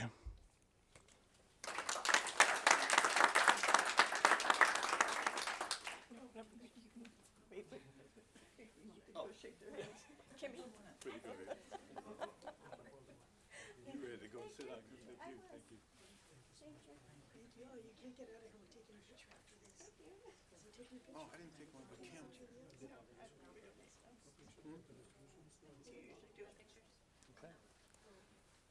You guys ready? Okay, how is everybody?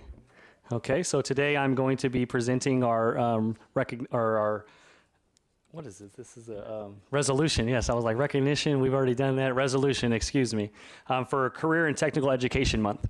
So can I have Donna Woods and her team come up? And also if Chris Lorenz is here. Okay, all right. So the Moreno Valley Unified School District recognizes that career and technical education, also known as CTE, is essential to economic development and promotes achievement and academic standards. CTE provides school-to-career connections and is the backbone of a strong, well-educated workforce, providing students with lifelong opportunities to learn new skills that will lead them to a multitude of career choices and high-paying jobs. With the cooperative efforts of career and technical educators, businesses, industry, and city and county partnerships, we are stimulating the growth and vitality of our local economy while preparing graduates to assume employment while promoting a national sustainable economy. On behalf of the Board of Education, I am proud to proclaim February as Career and Technical Education Month and encourage everyone to become familiar with the services and benefits offered by the CTE programs in this community and to support and participate in these programs to enhance work skill productivity. Donna Woods, here is your resolution. Oh, there's two, one for Chris. Yeah. And if you would like to say a few words, we'd love to hear a little bit more about the Cyber Patriot program as well. All right. Thank you. Thank you. Well, I wish all the parents and principals were still here. Our district actually offers a plethora of incredible career technical education programs, which are not only providing the students of this district with excellent career opportunities to high-paying, viable jobs, but all of our CTE programs are college and career preparation where they receive UC A to G credits, and many of those programs dual enrollment college credits. For high-paying careers in our cyber pathway, students leaving high school with the 2 industry certifications we help provide through them with national and international certifications, students can leave high school and immediately earn $68,000 to $75,000. Once they receive their associate's degree, that goes up to $86,000, and once they have their 4-year degree, it's over a 6-figure salary. We are extremely thankful for our district, our board, our cabinet, and all our administrators and principals, including our incredible IT staff, for supporting the resolution and all the CTE programs in this district. Parents should be really proud, and principals, I'm going to be recruiting and sending a personal scouting letter to all those students from the middle schools, so just to let you know, we're recruiting them for cyber. But thank you for staying.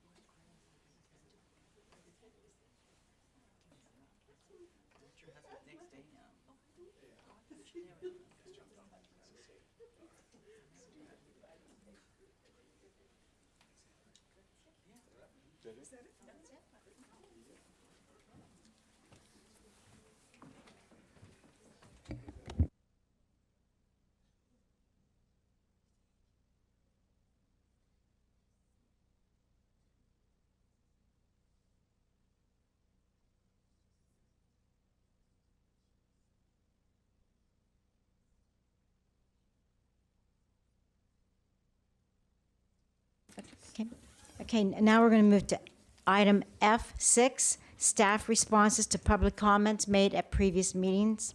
Dr. Kazior, do we have any responses? Dr. Locke, we did follow up on one of the public speakers, and we met, Mrs. Maddox and Mr. Allegre met with one of our community members that had made a mention about our CAS scores, and they provided detailed information, and I want to thank them for the follow-through. And the other public comments, there were comments made at the conclusion of the board meeting, and there was no follow-up other than that. So thank you. Okay, public item F7, public comments on agenda items. Any person requesting to speak to any item on the agenda may do so at this time or when the item is addressed by the Board of Education. Individual speakers shall be allowed to speak for 3 minutes on any agenda item. The Board of Education shall limit the total time for public input on each agenda item to 21 minutes. Board Bylaw 9323B, Section 5. Per Board Bylaw 9323, twice the allotted time will be provided to a member of the public utilizing a translator. Do we have any speakers for agenda items? None for agenda items. Moving to item F8, public comments on non-agenda items. The Board of Education encourages public comments.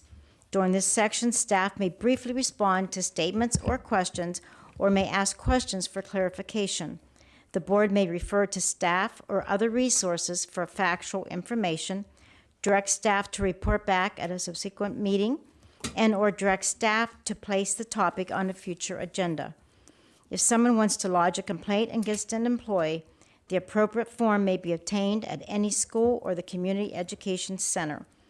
Individual speakers shall be allowed to speak for a total of 3 minutes on non-agenda items, regardless of the number of issues to be addressed by the individual. The Board of Education shall limit the total time for public input on non-agenda items to 21 minutes. Per Board Bylaw 9323, twice the allotted time will be provided to a member of the public utilizing a translator. With Board of Education consent, the president may increase or decrease the time allowed for public presentation. Depending on the topic and number of persons wishing to be heard, the president may take a poll of speakers for or against a particular issue and may ask that additional persons speak only if they have something new to add. Board Bylaw 9323, B-C, Section 5. Since we have eight slips, if it's okay with my colleagues, that we extend the time from the 21 minutes to ensure that we hear from all of our speakers. I'm in favor of extending the time additionally so we can hear from everyone. Do I have to take a motion? Do I need to make that a motion, or do we just want a consensus? Clive, do I need a motion? Can we make it? It doesn't have to be. Okay, so in agreement? Okay, so we will extend the time. Okay, first speaker, Alicia Espinoza.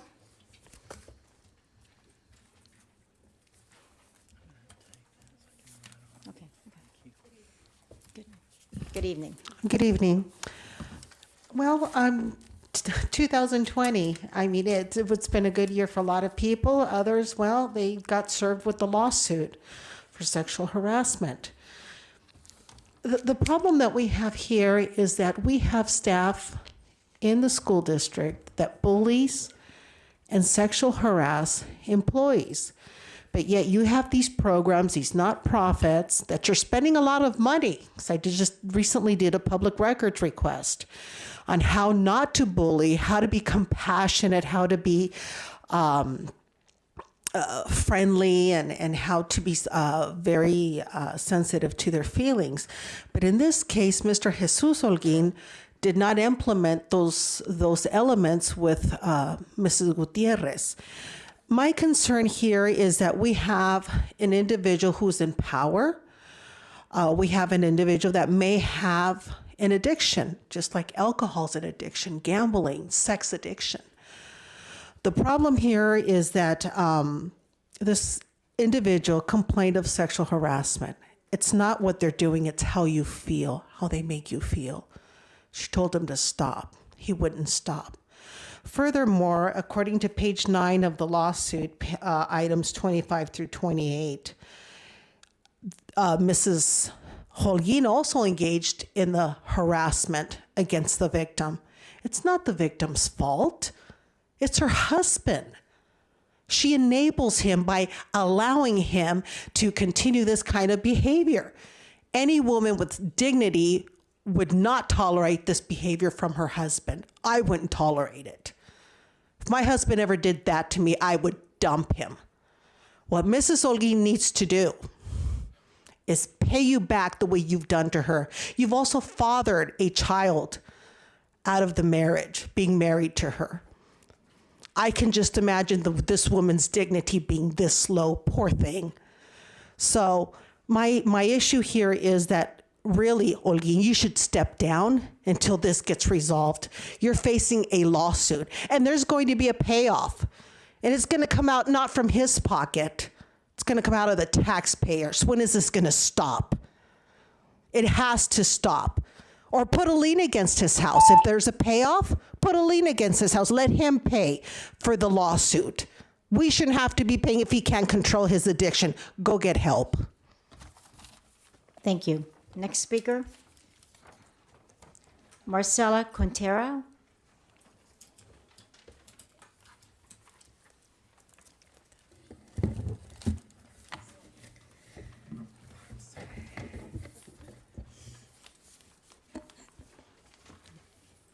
Buenas noches, miembros del board, maestros y padres. Good evening, members of the board, teachers and parents, Y público televidente. and public that is here today. Señor Holguín, yo he visto que en su trayectoria como miembro del board, Mr. Holguín, I have seen that in your path as a member of the board, no ha hecho ningún cambio significativo para la educación. you haven't made any changes important for the education. Al contrario, pareciera que no conoce el concepto de educación. It seems like you don't know the concept of education, O a usted le falta saber el concepto y todo lo que implica. or you need to learn the concept and what it means to education. Además de sus escandalosos acoso sexual, Besides the sexual harassment, si usted tuviera un poquito de dignidad, if you have a little of dignity, renunciaría. you will renounce. Así como el caso de Mike Ríos, Like the case of Mike Rios, que es parecido al de usted. which is similar to your case too. Usted ocupa un puesto público You are a public, you have a public job donde se supone que usted está para servir where we suppose that you are here to serve y no para servirse como lo ha hecho todo el tiempo. and not to serve yourself like you are doing all the time. Debe de ver el ejemplo del señor Eva Morgan, You should see the example of Eva Morgan, que tuvo la dignidad that he has the dignity y el valor de renunciar and the concept to renounce al puesto que ocupaba en el board to the place that he was doing in the board debido a sus problemas personales. because his personal problems. Y allí algunos miembros del board lo atacaron duramente cuando eso pasó. And some members of the board attacked him durely when this was happening. Hay personas aquí en el distrito que sí tienen ética profesional There is persons in the district that has ethics y don de gente. and then Don de they're gente. done of people Que sirven a la comunidad that serve the community y les importa la educación de los niños, and they are valuing the education of the children, como la señora Maribel Maros like Mrs. Maros y la señora Esperanza Arce, and Mrs. Esperanza Arce. por así nombrar al personal que en realidad está haciendo Just to name some of the people that they are doing cosas por la educación things for education del distrito escolar de Moreno Valley. for the district of Moreno Valley. Quiero hacer una invitación a la comunidad. I want to invite the community El sábado 15 de febrero Saturday, February 15th, habrá una misa is going to be a church de mass de la maestra que sirvió por muchos años aquí en el distrito escolar, of the teacher that has served here in the district for many years, la maestra Ángela Briz García, Mrs. Angela Gris Garcia, que falleció en el mes de diciembre, that she died in December. y la misa será en la iglesia de San Patricio And this mass is going to be in the San Patricio Church a las 10:35 at 10:35 a.m. a.m. Esta maestra, This teacher, no porque esté ahora ya no esté con nosotros, not because she passed away, pero era digna de admiración. but she was digna of admiration. Quien la conocimos, And we know her. daba gran amor a los niños She gave a lot of love to the children, y su incansable tarea and her all the work that she did porque los niños aprendieran. for the children to learn. Hay bastantes maestros aquí en el distrito escolar, There is a lot of teachers here in the district, directores y personal principals and personnel, que merecen mis respetos. that they have my respect. Pero hay personas como el señor Holguín But there is somebody like Mr. Holguín, que son el punto negrito aquí en este distrito, that they are like the black sheep in this district, que debe de renunciar that she should renounce to his porque no está position haciendo lo correcto. because he's not doing what is correct. Muchas gracias, buenas noches. Thank you very much and good night. Thank you. Next speaker, Jessica Peña.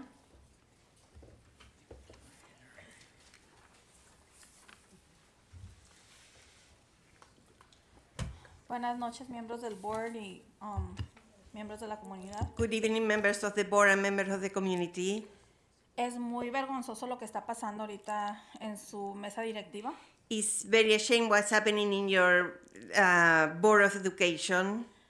El señor Holguín no debería de estar aquí Mr. Holguín shouldn't be here porque no es un buen ejemplo para los niños, because he's not a good example for the children, ni para los demás, ni para la comunidad. not for anybody else or for the community. Estuvo muy mal lo que él hizo con la maestra. It was very wrong what he did with the teacher. Qué asqueroso That wasn't good. leer todo lo que dice la demanda. To read all what the demand says. No tenemos que tener personas como el señor Holguín atrás de esa mesa directiva. We shouldn't have a person like Mr. Holguín in this Board of Education. Porque cuando las maestras estudian para ser maestras When the teachers do their studies to become teachers y agarran su trabajo, and they have their jobs, su pasión es enseñar a los niños, their passion is to teach their children, no ir a ser acosadas por un cerdo como el señor Holguín. not to be Harassed. harassed by somebody like Mr. Holguín. El distrito tiene que tomar cartas en el asunto pronto, The district has to take care of this very fast. así como les estamos demandando una área sana y bien para nuestros niños fuera de bullying. We're demanding an area Safe environment. of safe environment for the children, not bullying, as we are doing this With zero bullying. with bullying. Así tenemos que tener gente respetable atrás de la educación de nuestros niños. We have to have people that we can respect in the education of our children too. El doctor Ketsiora también tiene que poner más atención a estos problemas. Dr. Kisiora should put more attention to these problems Y todas estas quejas. and all what everybody's saying against things. En lugar de decir, honey, yo sé todo. Instead of say, honey, I know everything. También les quiero decir de un problema que está pasando en la escuela Landmark. I want to tell you also a problem that is happening in Landmark. Tienen una enfermera muy improfesional. They have a nurse that is non-professional. He tenido varias conversaciones con varios padres I spoke with several parents about it. que están teniendo problemas que sus niños van a la oficina de la enfermera y los mandan a la clase de regreso. That the children go to the nurse and they send them back to the classes. Yo fui por mi hija y mi hija casi se estaba desmayando. I went for my child and my child almost was fainting. La enfermera la mandó para atrás a la clase The nurse sent them back to the class y ella tenía quistes en la matriz, en los ovarios. and she has cysts on her ovaries. La tuve que llevar al hospital de emergencia. I had to take her to the emergency. Le tuvieron que inyectar morfina para el dolor. They had to give her morphine for the pain. Ya cuando hablé con mi hija me dijo que la enfermera estaba en el teléfono hablando con un abogado de divorcio.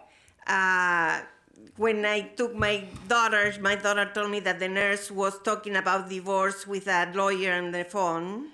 Los empleados del distrito de Moreno Valley son pagados para estar ahí para los niños. The employees of the district are there paid to be with the children and for the children, to take care of the children. Y no necesitan estar tomando el tiempo de los niños para arreglar su vida personal o sus problemas legales. And they don't need to take the time that they should be with the children to do their business or their legal things.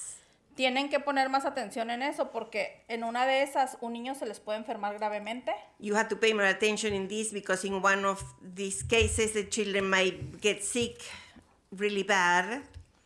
Y no quieren otra tragedia como la que pasó hace unos And you meses. don't want another tragedy like happens a few months ago. Gracias, buenas noches. Thank you very much. Thank you. Next speaker, Jorge Quintero.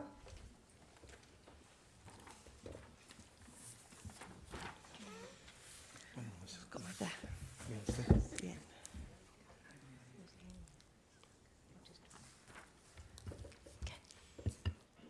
Buenas noches, miembro del board.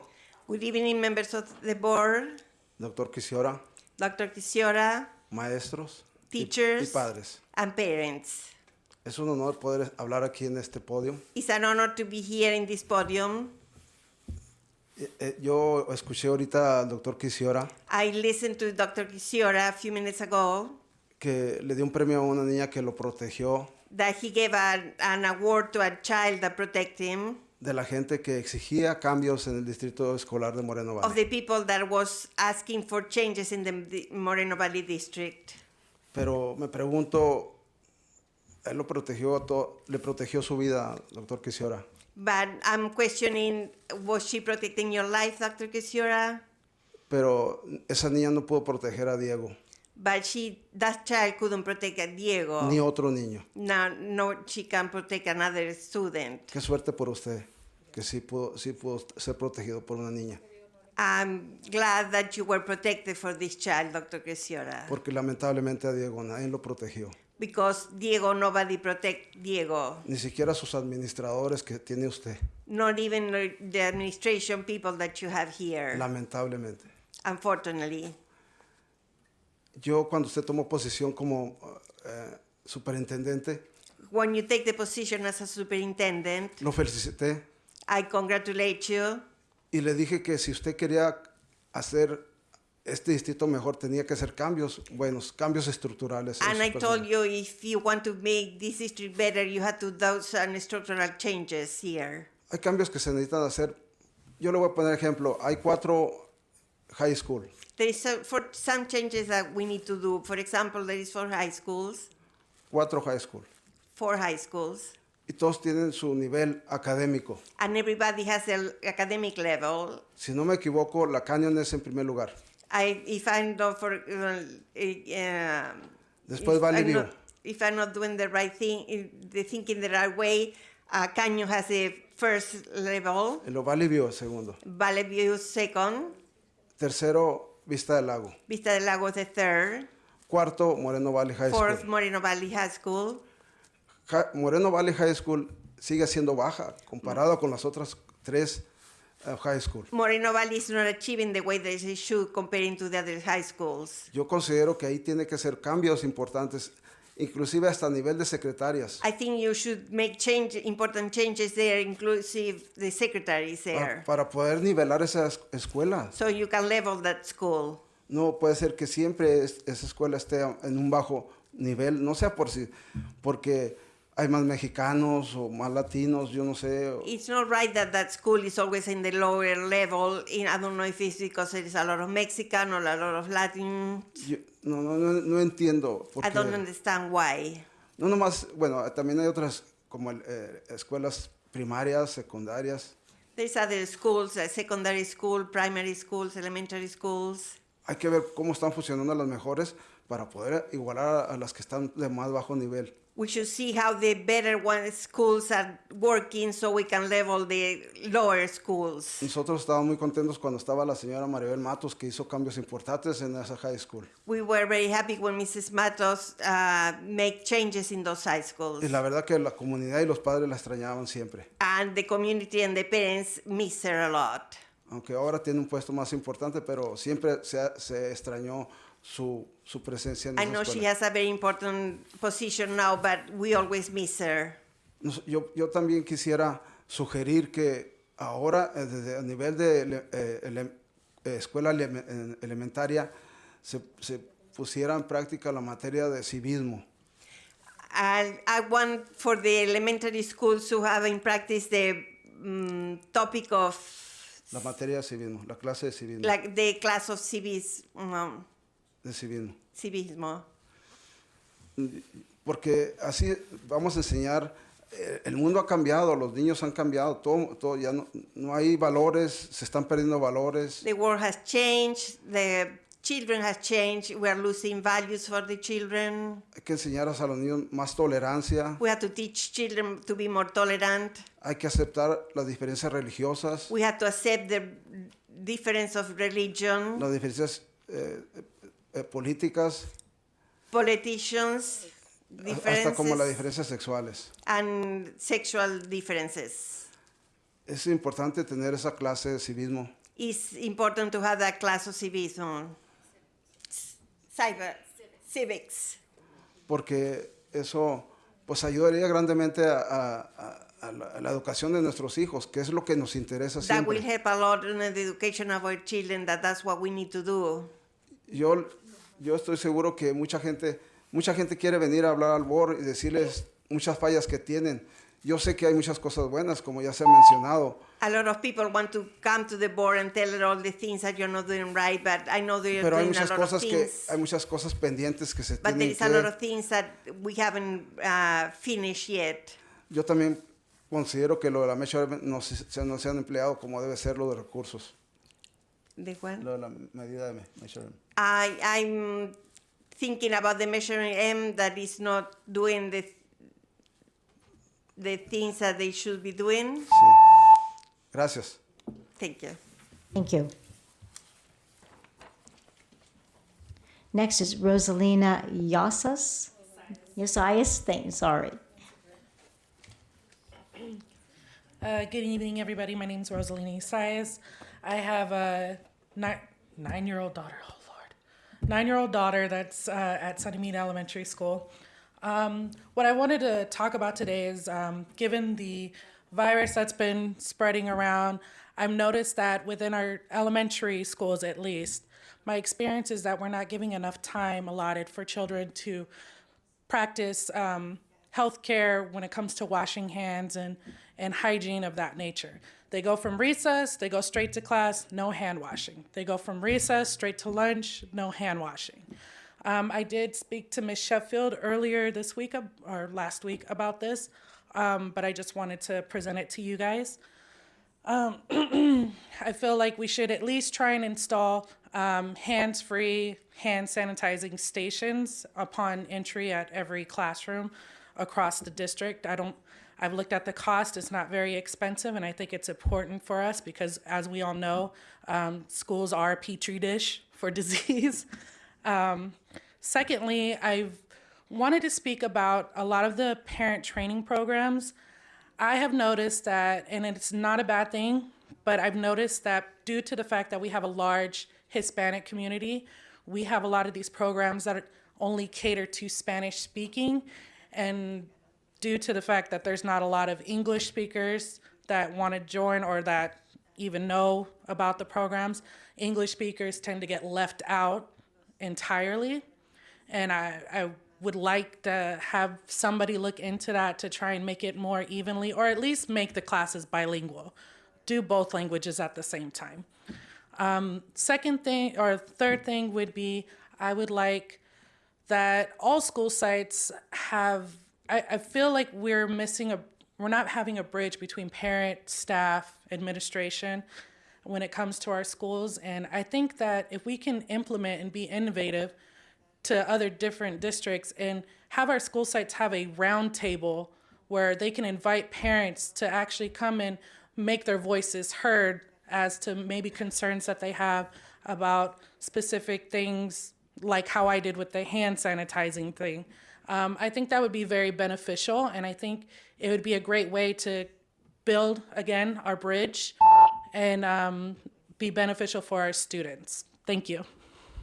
Thank you. Next, Jolyn Neal.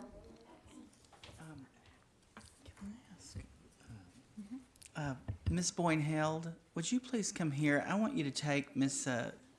Yasas, her slip, and I would like for you to take her and talk to her about those 3 concerns. I've written them on here, and would you please talk to her? Thank you. Good evening, board.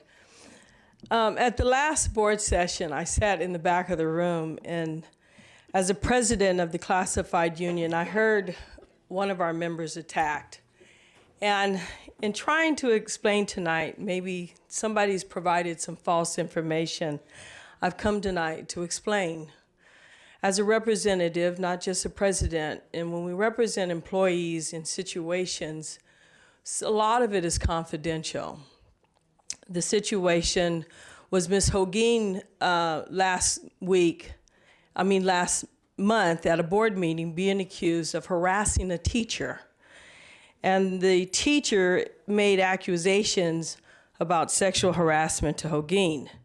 Well, the situation was the teacher was not a teacher, she was an administrator. And it's hard for a classified employee under the structure of our public school system to harass an administrator. But there was situations, and I'm limited to what I can say, and I feel that maybe the members of this community have been misinformed, that the situation was almost to the point where we had to remove Ms. Hogin because she was being harassed. And I feel that it's kind of wrongful for, as a member of our classified house, to be falsely accused of things that did not happen, but happened somewhat in reverse. Ms. Hogin has dedicated her life to a program that I found amazing for the culture of folklore. And she's given plenty of time to tons of kids. And every year we put on this program at the community center where these kids perform amazing. And she's dedicated herself to the children in this community, and she's worked hard. Her husband has, the whole time I've been here, has given tons of time to this community. And it hurts my heart that this family has to go through it. So I came tonight to kind of give the truth of the issue of Ms. Hogin, and I am sorry for Ms. Hogin having to go through what she's going through. And to Ms. Hogin, I thank you for your time of service on the board. You have always done outstanding. 30 seconds. Hi, she's limited to watch what she said. I'm not. That's bullying at its finest. And I want to say, Mr. Hogin, I don't know what happened. They don't either. It's only between whoever. And if it was already went to the court or the police and nothing was there, then you can't try it in the public. And if you had 10 kids on your wife, that's between you and your wife. And Ms. Hogin needs to, if she loves you and believes in you, she needs to stay with you. And I want you to stay here. Thank you very much. Thank you.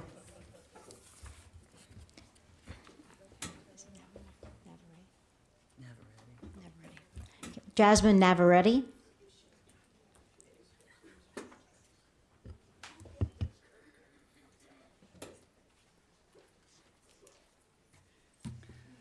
Hello, thank you for having me.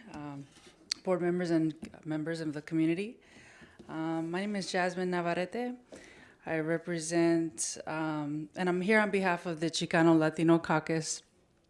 And what I'm coming before you to ask your permission to register and pre-register your high school students to vote.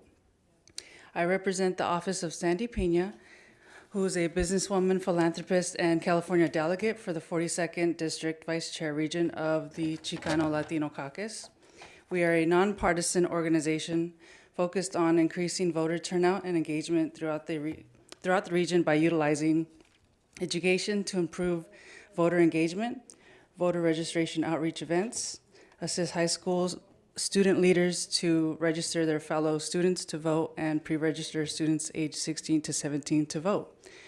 California Secretary of State Alex Padilla issued an official proclamation to register and pre-register high school students to vote. We would like to assist our local school districts in complying with these goals of California.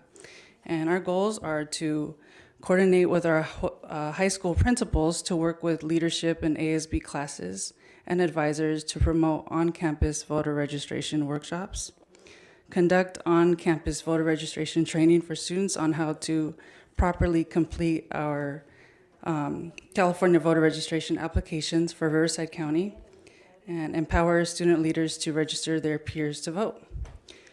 And why we are asking is to engage students in the political process early. Young people involved in their first election increase the chance of lifelong participation in the political process. And early participation provides a sense of civic responsibility and pride in the students' community. Young people play a critical role in our democracy by helping to choose the people who will lead us and by voicing their opinions on the issues that are most important to them. Additional stats are, in 2014, 52% of young voters were registered to vote. However, only 8% of voters aged 18 to 24 turned out to vote in their first election. Are there any questions? I just would like to let you know that Esperanza Arce, our Director of Secondary Education, if you could meet with her, she will help you coordinate with the principals and help make this happen. So Great. Ms. Arce, would you take her slip and then you can put the action on there? And thank you for coming. Thank you so much for having me. And Ms. Arce happens to be here this evening, and she will take care of getting in touch with the principals and help coordinating this. Wonderful. Thank you so much. Okay, Elizabeth Barcenas.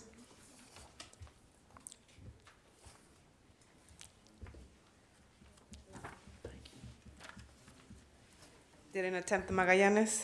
Good evening, board, parents, community, cabinet. I'm here 2 reasons. So first, I'm representing MVEA in regards to, in place of Harold A. Court that couldn't be here today, to support the resolutions and to support our community and to support all the wonderful things that are going on. Second, I'm here as a proud teacher of Northridge Elementary, and we have started Kindness Week about 2 weeks ago, right? And I said one of my acts of kindness is actually going to be here to say thank you to every single one of you for all the support that you have shown, not only to Northridge, but the schools that I sometimes get to go and visit. But I will brag a little bit about Northridge and the support that you have shown. Example, STEAM Expo. I had kindergarten students with me there on Saturday, and Mr. Story, our PD person, organized everything as well with Ms. Pedaling, 1st grade, Ms. Gomez, 5th grade, having robots out there, and thank you for being there. Second, for CASA, you met Ms. Hudson. She is one of our parents, and thank you for allowing us, providing the ability for us to go to CASA in, I believe, March we're going to Sacramento. So I will be joining her up there, and we are looking forward to come and present afterwards. She said yes, she's going to come here because she thinks it's so important for us to get, as much education as we can and resources. Next, thank you, board. Thank you, CSCA. Thank you, MVA was there as well for accompanying us last night to the award ceremony for California Distinguished School 1 in 9 in Riverside County. So that was Northridge. So the next thing is Northridge turns 30. So help us celebrate April 24th, 1 to 4. We are inviting you to please be there with us and the community as well, past students, past staff. Also, thank you for celebrating attendance. Northridge is getting the award again. We were up here. But that's also with the support of our sponsors and your support, so thank you. And another little thing that's happening at Northridge is our 5th grade team is putting together something that's called Northridge News. And they videotape it, they edit it themselves, they sometimes program it themselves. And that's all because of the support of our board, our superintendent, our cabinet, our staff, and our community. Thank you very much. Thank you. Okay, moving to item G, consent agenda. Dr. Locke, if I can ask, before you call for a vote, HR would like to pull item G4A1, and we'll be bringing that back for future consideration at the next board meeting. Thank you. Thank you. Do I have a motion to approve the agenda items as amended? Can I have that item again, please? That's G4A1, Mr. Holgain. Thank you. Okay, do I have a motion to approve the consent agenda as amended? I move. Second? I'll second that. Roll call? Mr. Johnson? Aye. Mr. Holguin? Aye. Ms. Smith? Aye. Mr. Peden? Aye. Dr. Locke? Aye. 5-0. Motion passes. Okay, moving to H1A, student discipline cases. Do I have a motion to approve? I'd like to pull out case 053-1920, please, for a separate vote. Okay. Do I have a motion? Do I have a motion to approve as amended, pulling out 053-19-20? So moved. Do I have a second? Second. Roll call? I'm sorry, who second? I did. Thank you. Mr. Johnson? Aye. Mr. Holguin? Aye. Ms. Smith? Aye. Mr. Peden? Aye. Dr. Locke? Aye. Motion passes 5-0. Okay, now we're going to pull that, we're going to go to case 053-19-20. Do I have a motion to approve? So move. I'll Do I have a second second? that. Roll call, please. Mr. Johnson? Aye. Mr. Holguin? Aye. Ms. Smith? Aye. Mr. Peden? No. Dr. Locke? Aye. Motion passes 4-1. Moving to I-1A, approve the 2019-2020 consolidated application for funding categorical programs. Mrs. Mattis, can you share information pertaining to this item? Would like to request board approval for submission of our 2019-2020 consolidated application with the actual allocations by school. This includes information about participation in state and federal funded programs, including Title I, each school's eligibility for funding, private school participation, and the EXA implementation. So we'd like to request your approval to submit the application. Board members, do you have any questions? Okay. I move to approve the 2019 to 2020 consolidated application as presented. Do I have a second? I second. Roll call? Mr. Johnson? Aye. Mr. Holguin? Aye. Ms. Smith? Aye. Mr. Peden? Aye. Dr. Locke? Aye. Motion passes 5-0. Moving to I-2A, authorization of parent community booster clubs. Ms. Lopez, can you share information? Yes. This evening, we are bringing to you a list of 3 additional boosters that have met all of the requirements. And so we, according to Board Policy 1230, asking for authorization, and we have copies of all the required documents on file. Okay, are there any questions? Do I have a motion to approve? So moved. I'll second that. Okay, roll call. Mr. Johnson? Aye. Mr. Holguin? Aye. Ms. Smith? Aye. Mr. Peden? Aye. Dr. Locke? Aye. Motion passes 5-0. Moving to item I-2B, resolution number 219-20-552 of the Board of Education of the Moreno Valley Unified School District, approving the annual and 5-year reportable fees report for fiscal year 2018-2019 in compliance with Government Code Section 66006 and 66001. Ms. Lopez, is your item? Yes, this is an annual requirement.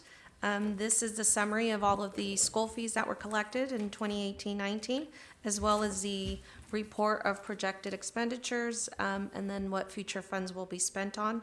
It's an annual requirement that you publish this document, which the district has met and is in compliance. And this evening, we're presenting to you the resolution and approval of the report. Board members, any questions?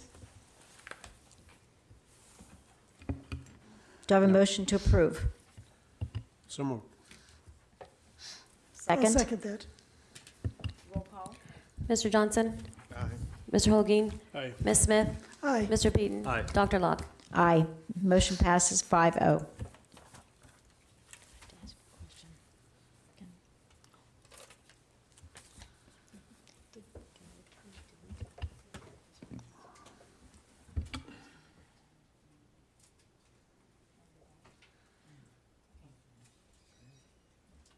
I need to go back. I apologize I need to go back to H1A,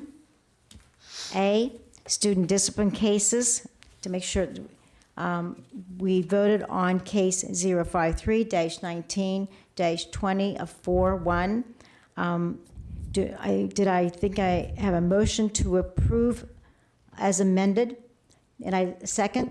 We did. We have a roll call motion for H1A as amended, pulling item case 053-19-20 with Daryl Peden and Jesus Holguin on a 5-0, and then we voted separately on that item that was pulled, 053-19-20. Motion by Jesus Holguin, second by Susan Smith, with the 4-1 with Daryl Peden no. Okay, just checking. Thank you. Okay, now going back to item I3, approve a memorandum of understanding between the Moreno Valley Unified School District and Moreno Valley Educators Association, early notification of separation incentive plan. Dr. Verdi, can you tell us about this item, please?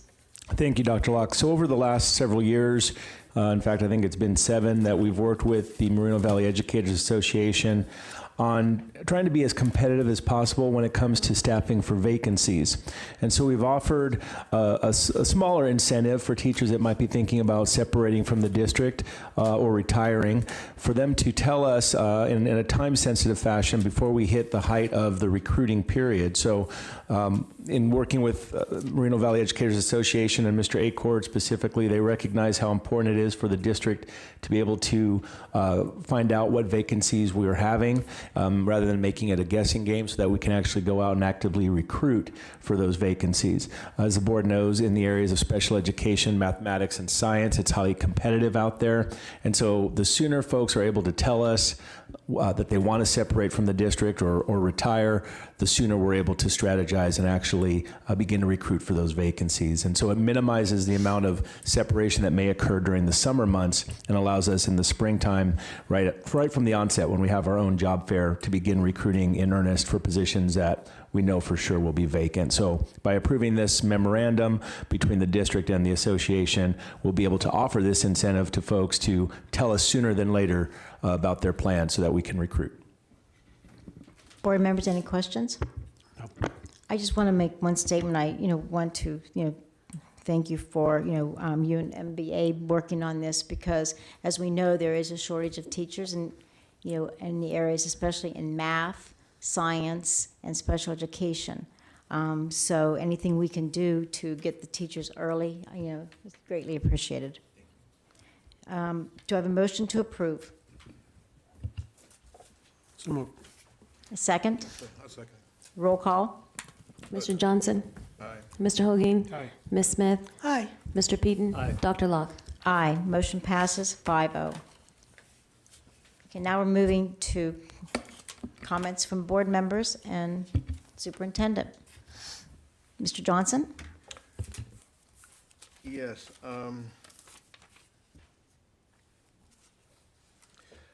I have a couple of things. I wrote some notes, but I'm going to go with something else. I'm going to switch. You guys don't know anything about that. You don't know anything about that. I'm switching. And the reason I'm switching, I'm sorry. I did write some things down, but I was just rewriting something totally different. I don't know how many of you guys, I know the men know who I'm talking about when I say Deion Sanders. You guys know who, I know, women do too. I mean, I don't want to, but yeah. All of you know who Deion Sanders is, right? Prime time. There's a reason why I'm mentioning his name. I'm mentioning his name because he played for the Dallas Cowboys and got us a Super Bowl ring. But he also played with a lot of other teams as well. You guys remember that, right? I used to wonder, why would he play with so many teams? Why don't he just stay right there with the Dallas Cowboys so we can win more rings? But he went different places. I'd like to correlate his expertise, his professionalism, his winning attitude with someone that we have right here. And I'm talking about Dr. Ketziora. Now, Dr. Ketziora will probably tell you, I don't even know who Deion Sanders is, but he doesn't have to know who he is. Us in the audience, we know who he is. And we know what he brought to every team that he played for. Now, and I'm not getting paid either. But I bring that up is because last night, you know, when we went to Disneyland, was it Disneyland? We went to Disneyland last night, receiving yet another award. I came on the board in 2010, and I don't remember us ever receiving any awards in 2010. Mr. Hogan was on the board even before I was, and I'm sure if you ask him to tell you how many they received, he could tell you the same thing. Probably none.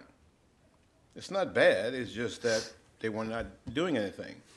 But along comes Dr. White and Dr. Ketziora, and Dr. Ketziora really, because he's been here the longest. One of the things that I was concerned about, and I'm still concerned, but I was concerned about was the African American students, and you know, I don't mind saying it, the achievement gaps with the African American students.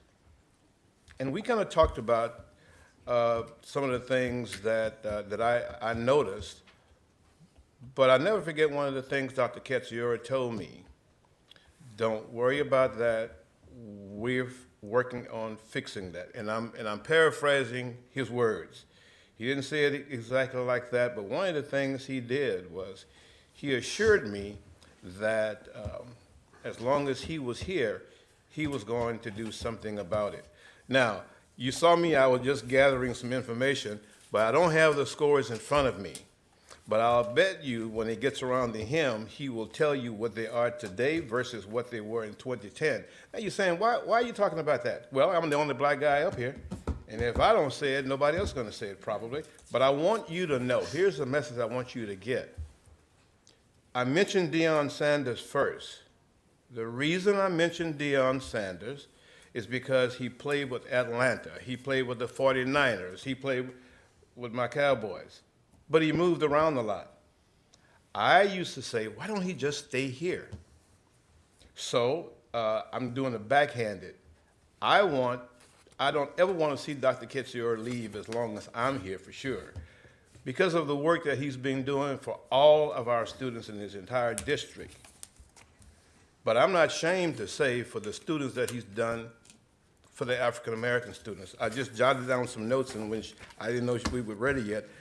But you tell me, not right now, but you tell me what superintendent you know that goes around to every different school and he picks you out and he says, you know, what do you do besides you go to class? Well, nothing.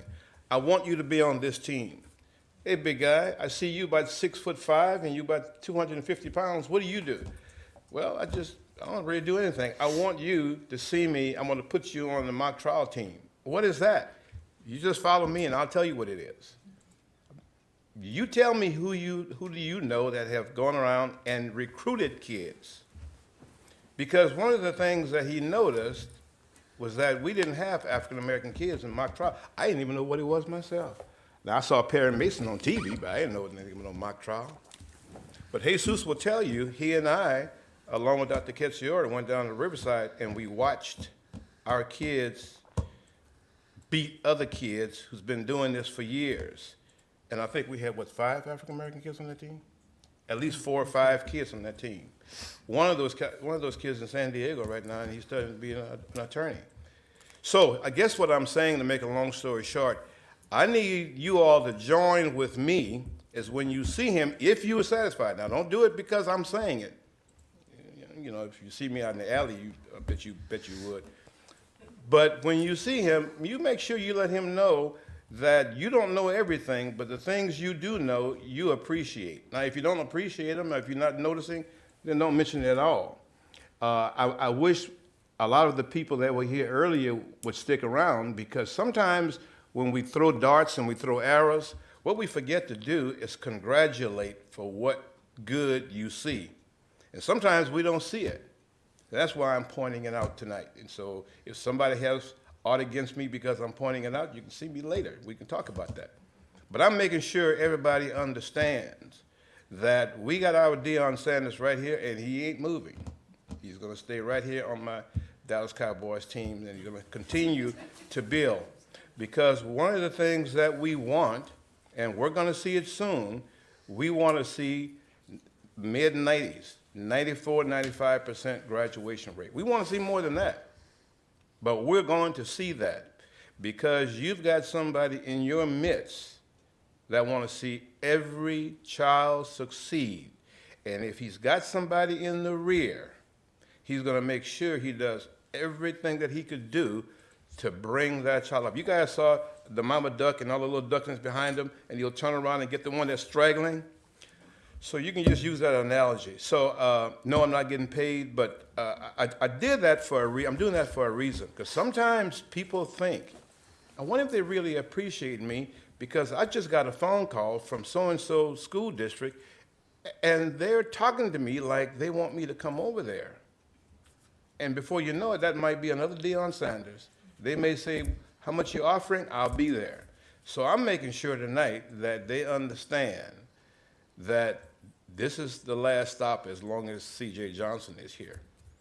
Seriously, but this is the last stop because we appreciate everything that he's done. I don't want to look at him because if I look at him, you know what I mean, he may do something, but I want him to know that we appreciate him, this community, Moreno Valley Unified, appreciate what he's done. And if you don't really know what he's done for all of our students, and especially our black students, ask him, ask any staff member, and they will tell you the changes that they've seen in the last 7, 8 years since he's been here.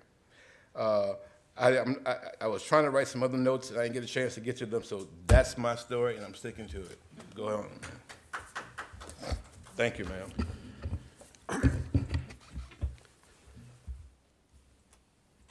There's a lot of things that I would like to say, but I'm not going to say them because I'm not allowed to.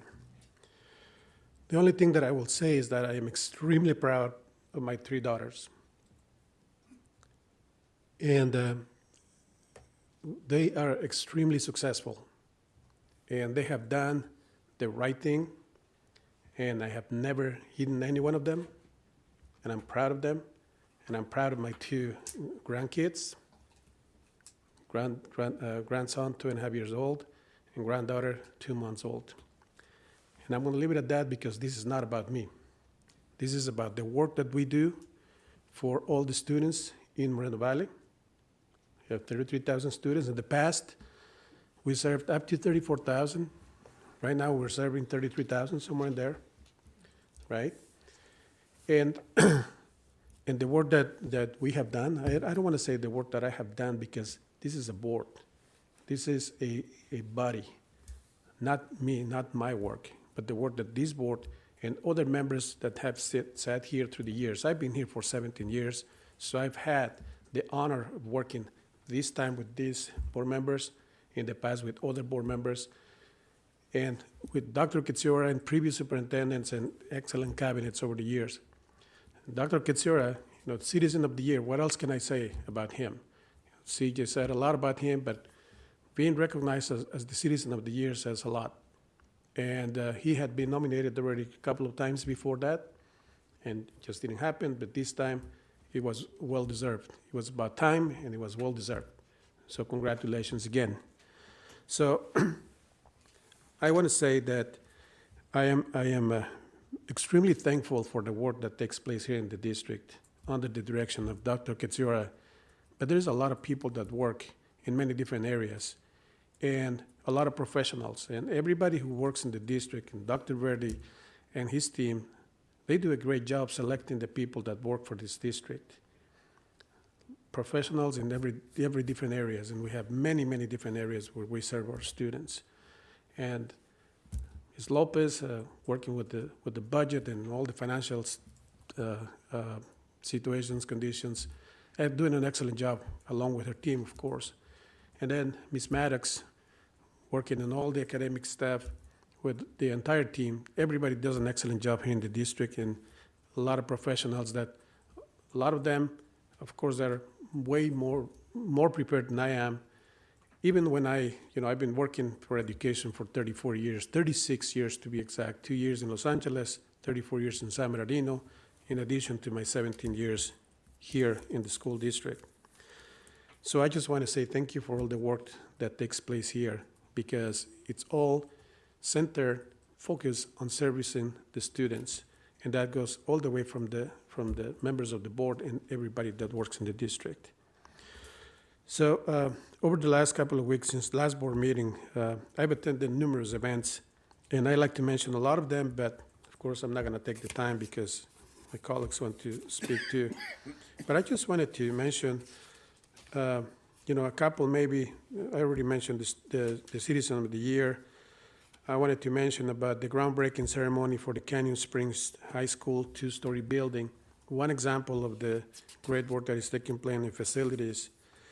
The work that the superintendent and his team are doing to reunite the people, the community, the school district. Champions for Peace kickoff event. There was an amazing event here in the boardroom.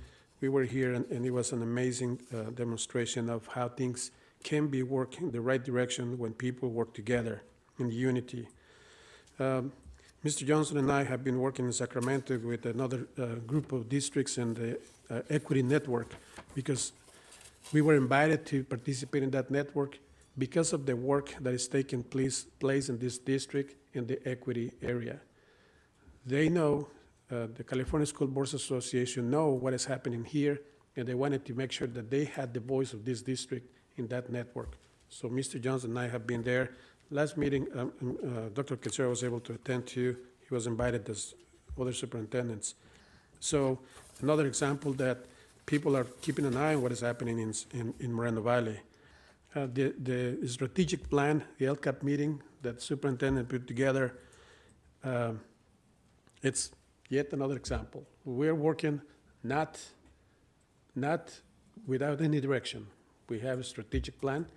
Now it's being revised along with the LCAP, and that is the way that it should be done, and that is the way that is being done here in the district. And again, many districts are looking at that, and they're asking questions as to how do you put it together, how do you do it, and who participates, and how do you make sure that everybody is at the table. In addition to that, Dr. Quezera was invited to talk about the district at the superintendent symposium. And we were able to join him and say a couple of words, but he presented his story and the work that he has done in the school district, and people still talking about that. That was a couple of weeks back, and yesterday we ran into one of the superintendents that was in attendance, and he said to Dr. Quezera, I like what you said that day.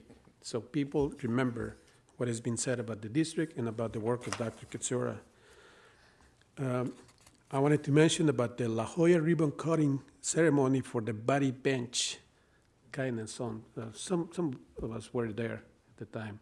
And that was a very nice ceremony where students have this little bench. It's a small bench, but it has a huge significance, because that is the place where they can come and make friends and have kind conversations with classmates. So I thought that was a very nice thing to do. And a lot of sports taking place in the last 2-3 weeks, a lot of basketball, soccer, and others.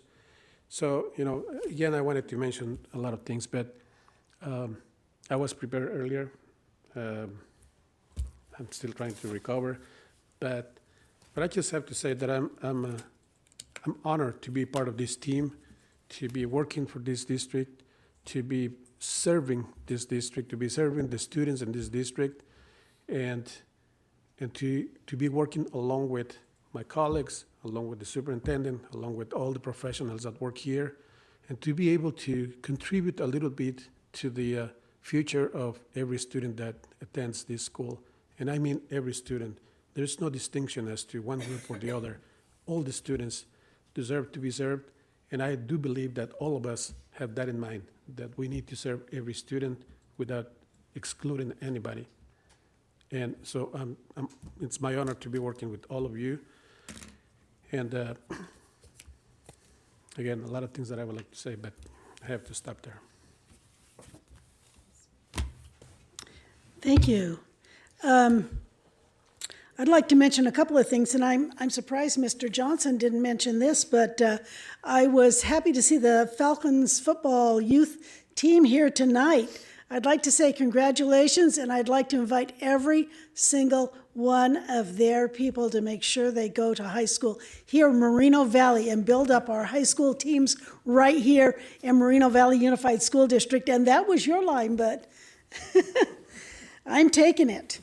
So I went to the district choir performance, was that a week or so ago, on a Saturday night. Took my husband for a nice little date night, and I was just amazed at the talent that our students have and that was there at that on display that night.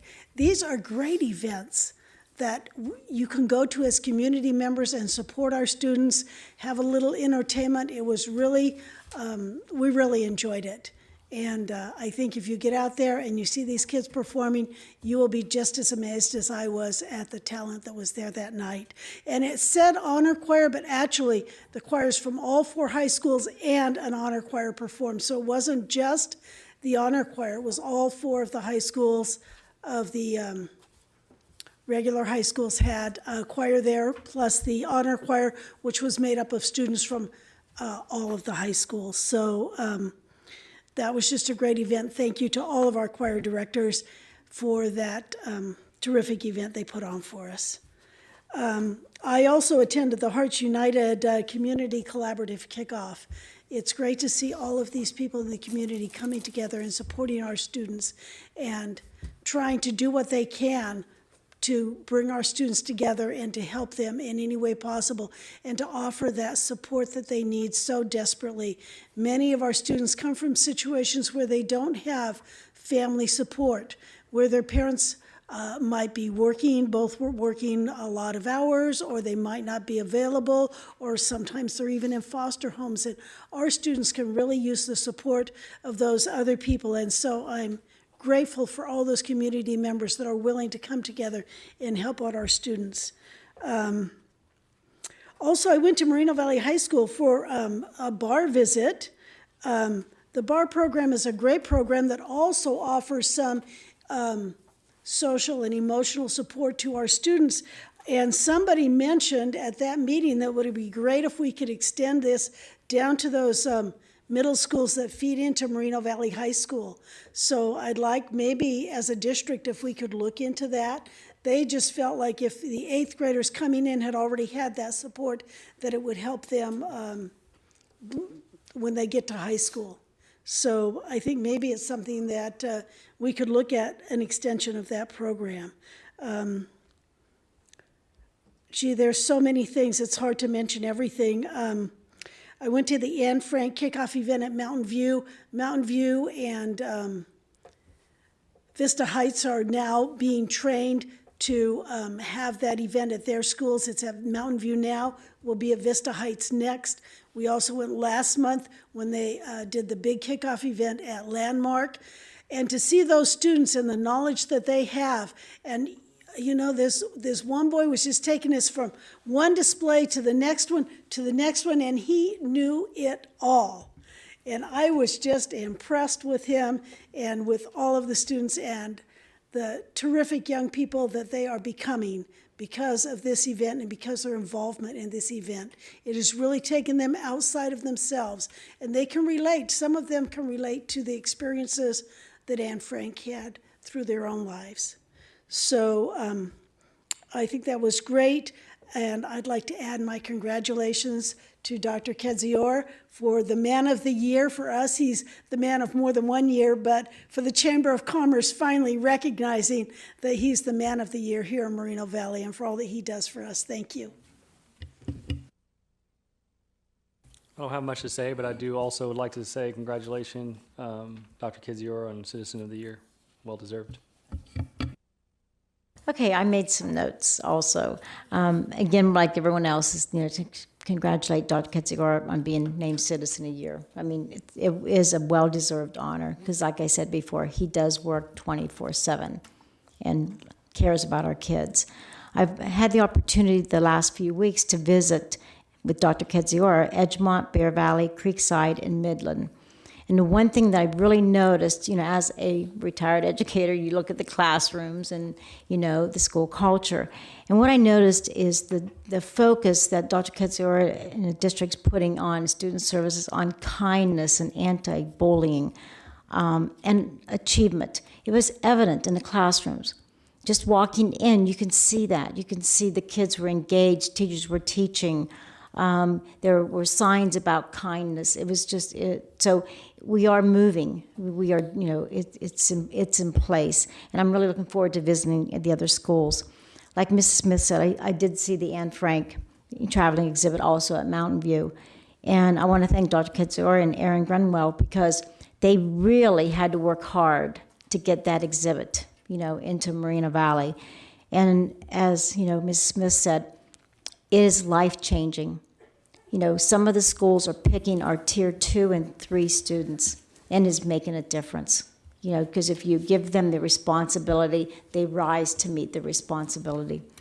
And as others have said, the STEAM Unity Conference was outstanding. The video just shows a snapshot.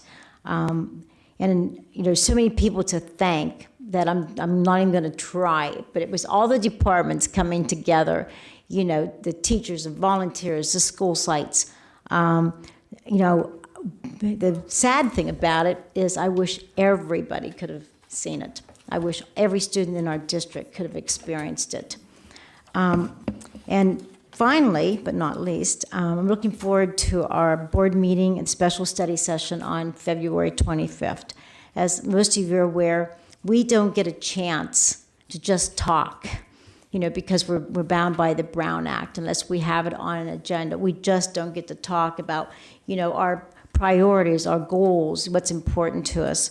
So, we've set up this meeting. I think it's going to be a great meeting to engage in conversation, looking at some of our programs. As we mentioned, we're not exactly sure which ones yet we're going to be talking in depth about, but the social emotional learning, special education. It's going to give us a chance to really, discuss those programs and set some goals. And again, Dr. Kedziora, thank you for your leadership and dedication, and to all the staff and all the employees of Moreno Valley Unified School District. Madam President, can I add one comment, please? And thank you. Thank you. I failed to mention this, but I have to mention it because it is appropriate. I said that I'm extremely proud of my 3 daughters, and I have never hidden any one of them. But I also have to say that I am extremely proud and very thankful for Patricia, my wife's support, and her being there for me and for my daughters and for my grandkids. If she wasn't for her support, I don't know if I could be doing all the things that I do. So I wanted to mention that too. Thank you. Yeah, thank you, Dr. Locke, and I want to thank all the board members for your kind words, and congratulations. I'm honored and just humbled. It's a very, it's amazing that, you get to be the citizen of the year. Like these kids told me on Saturday that they heard I was the man of the year. I think I like that better, but I'll take them both, So tonight we had several speakers that spoke on different subjects, and one of the things I want the public to know is that we take the issues that are brought to us very seriously. When there's a lawsuit or there is any kind of complaint or any type of issue, we follow up vigorously. One of the things that I want the public to know is that sexual harassment is whenever it's reported, it's taken seriously, and one of our obligations in our board policy is to resolve that issue at the lowest level and continue in a continuum of investigations until that situation is addressed. I do want the public to know that also in response to questions or comments about disciplinary matters, State law mandates that school districts protect the due process and the privacy rights of students and staff that may be involved. State law also prevents the district from disclosing details of disciplinary matters involving students and staff. And while we would like to comment and make many assessments of different things, we are bound by a code of ethics that we must follow. And I do want the public to know that in our district, we also provide training on an annual basis for all employees on sexual harassment, on the issues surrounding it, how to prevent it, how to report it, so there are efforts made.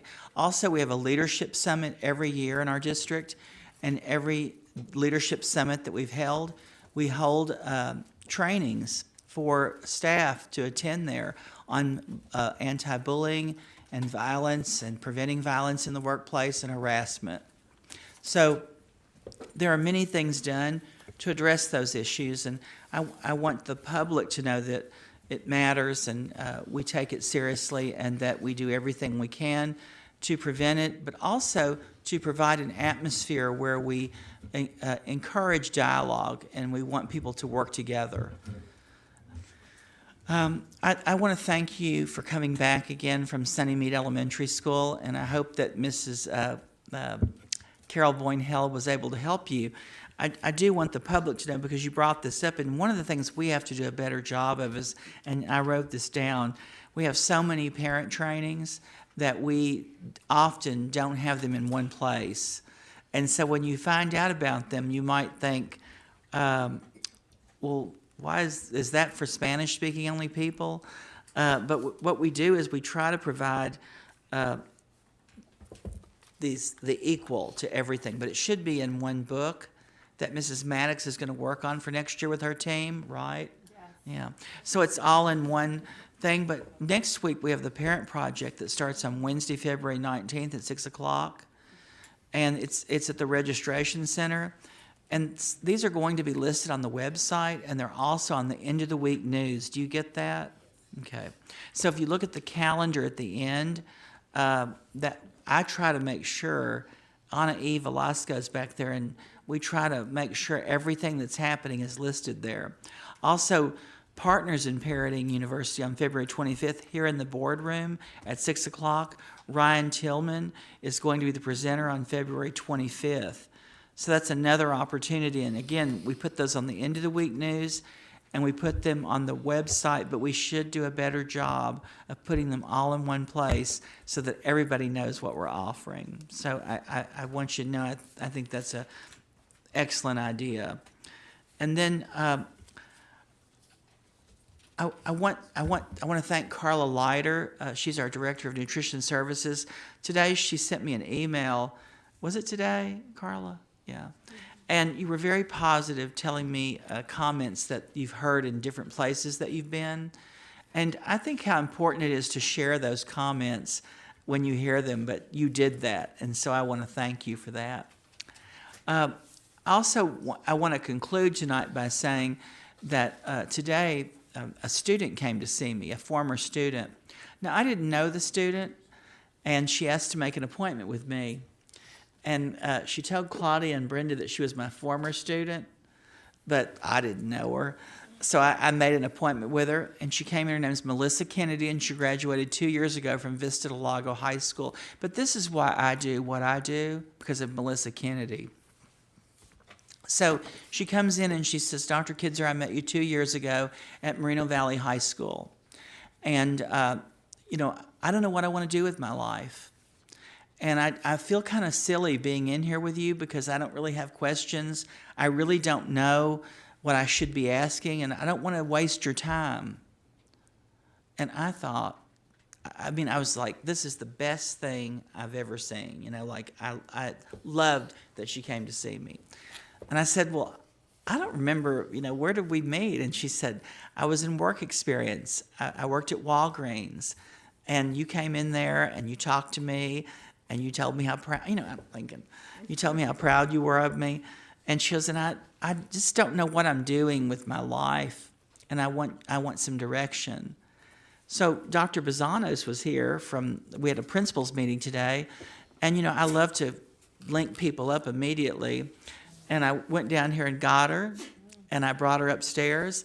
And so Melissa Kennedy is going to be the principal for a day at Adult Ed, and she's also going to enroll in Adult Ed, and she's going to be in Maribel Escobar's new class on February 25th that you're offering on how to help people get jobs in the district. So I just want you to know, Maribel, how important that class is that you're offering in Adult Ed, and how important it is for young people in our community to know that when they don't know what they're doing or how they're going to, what they're going to do next. She said, I don't really have a plan. And I said, well, we're going to make one today, and I'm going to help you. So I just want to say, it was a momentary meeting, but she said to me, you made an impact on me. And I said, well, I'm glad I did, because you know how much courage it takes for a person to come up here and see someone in a conference room? And she sat there and she said to me, I just feel bad. And I said, well, don't feel bad. I'm encouraged. I am elated that you're here. And so I just want you to know that's why we do what we do. And I thank Melissa for meeting with me today, but for coming to see us and knowing that even after you graduate, we care about you. Thank you. Okay, the meeting is adjourned at 9:50.